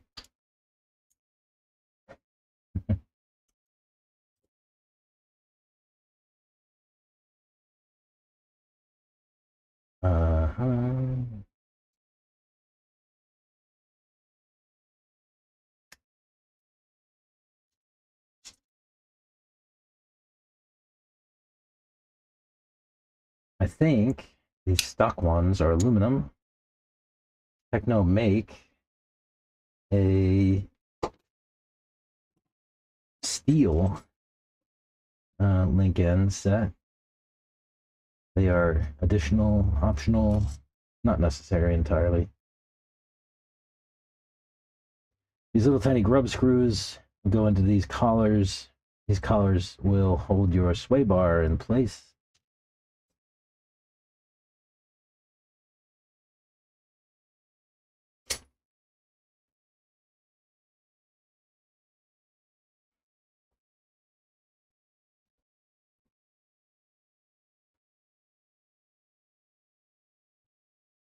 They don't want going straight. There goes.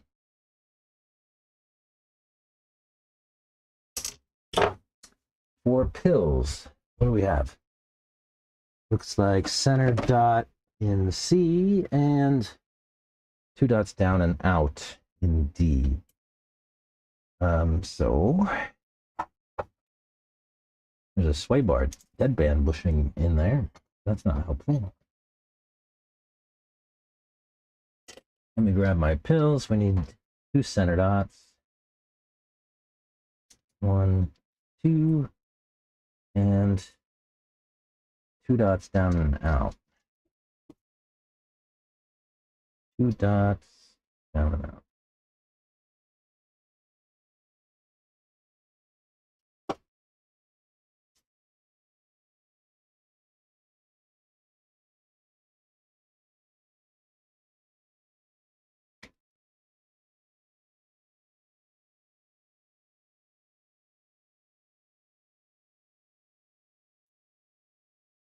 Two dots down and out looks like that.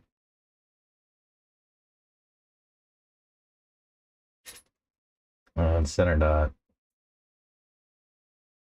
is pretty self-explanatory. It's just the center pin location, pill location. Next, we're going to need to put the gearbox, or on the C and D blocks on the gearbox.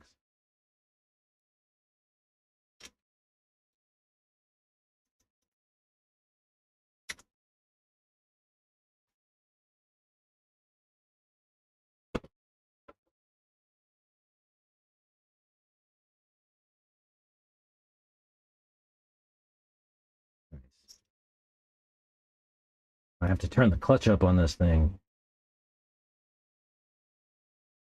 Indeed.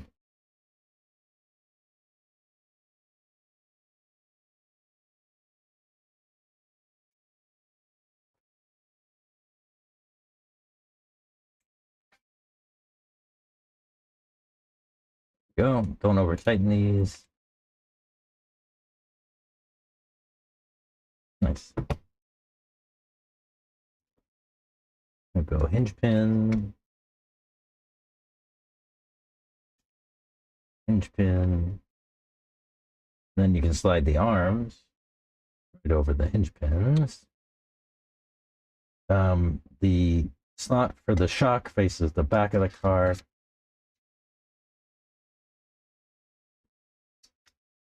Make sure you don't let these bushings fall out.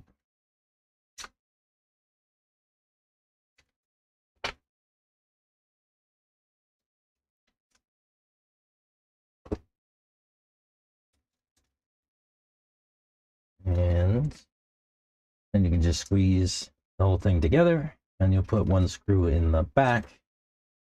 This just holds the D block on.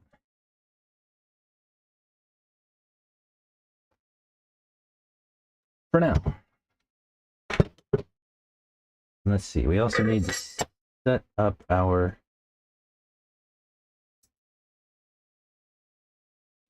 sway bar. Let me get our little grub screws for the ends. Put a little bit of Loctite on these.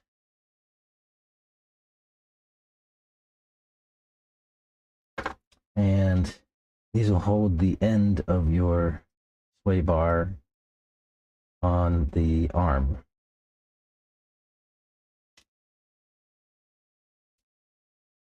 Don't lose your little tiny grub screw.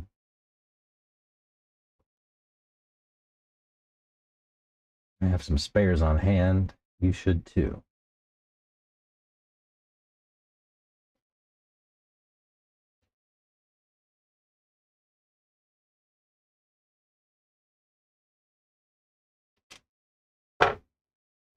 All right. So these sway bars also come with deadband bushings.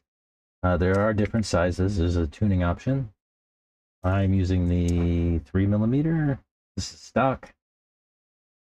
Your sway bar. Go through those. You might need to punch one out. And then put it back on after you run the sway bar through.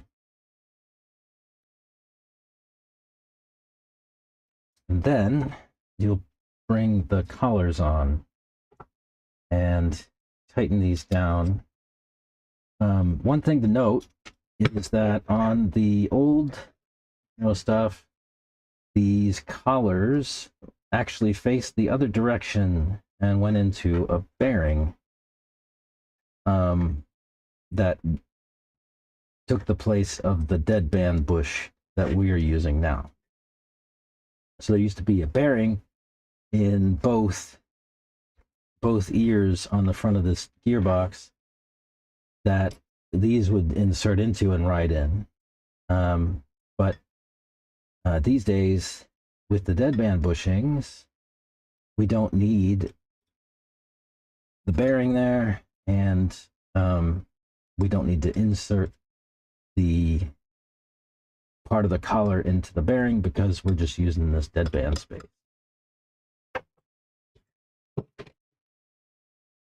And you just put these ends on. And one thing to note is that you can actually tune your sway bar by varying where the end connects to the sway bar. If you go in on the sway bar, I think it'll make the sway bar a little bit stiffer, and if you go out, it'll make it a little bit softer. So if you don't want to switch sway bars, but you want to tune a little bit, that's a way you could do it. You could use the connectors and run them all the way out on the end of the sway bar, and that would give you a little bit softer feel.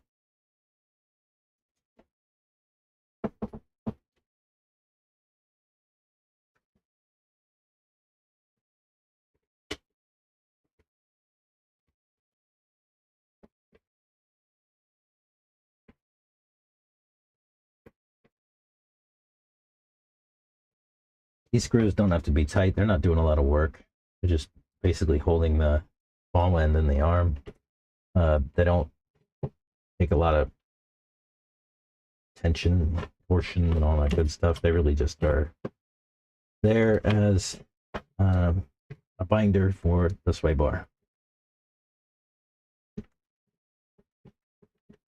A connector for the sway bar.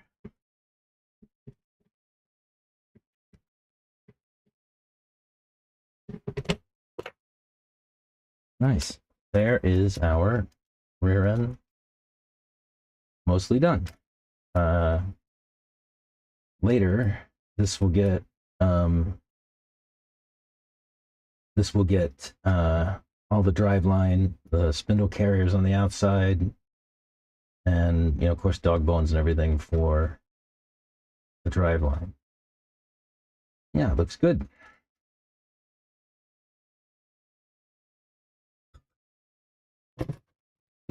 Right. Cool. Well, with that, let me cut this stream for the day. It looks like we had a good time on the camera. No struggles there. We ran for 5 hours almost. Did pretty good. Do I ever run a front wing? If you have, do you notice a difference? I don't think I do, but I run it anyway. I have had a number of front wings, different shapes, flavors. Um, my campermate Scott makes a couple of them, different ones. I've had like the Wiggins, the Jared Wiggins one. I think the Tebow one. Um, I don't I don't think they make any difference, really. For my trucks, I don't put a nose cone on. I don't put a wing on. Nothing, unless like I'm at a race that demands it or something.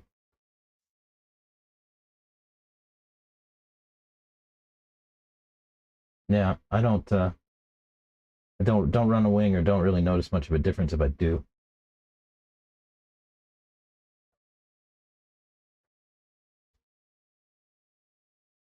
Yeah. All right, y'all. Well, yeah, that was about 5 hours of chatter. Um, and building. We started this ET48 kit. We got through bag E. We got the front gearbox, rear gearbox, and rear arms on. Um, so I'll schedule another stream for tomorrow, and we'll see how much damage we can make on the next bags. Like I said, we finished E, so the next will be bag F, and then we'll run as far as we can in the next stream with this build.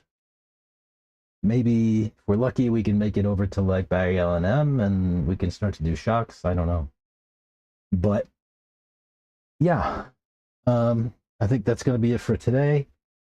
Make sure to go and like, subscribe, drop a comment, all that good stuff, and we'll see you in the next one, probably tomorrow. Thanks. Bye-bye.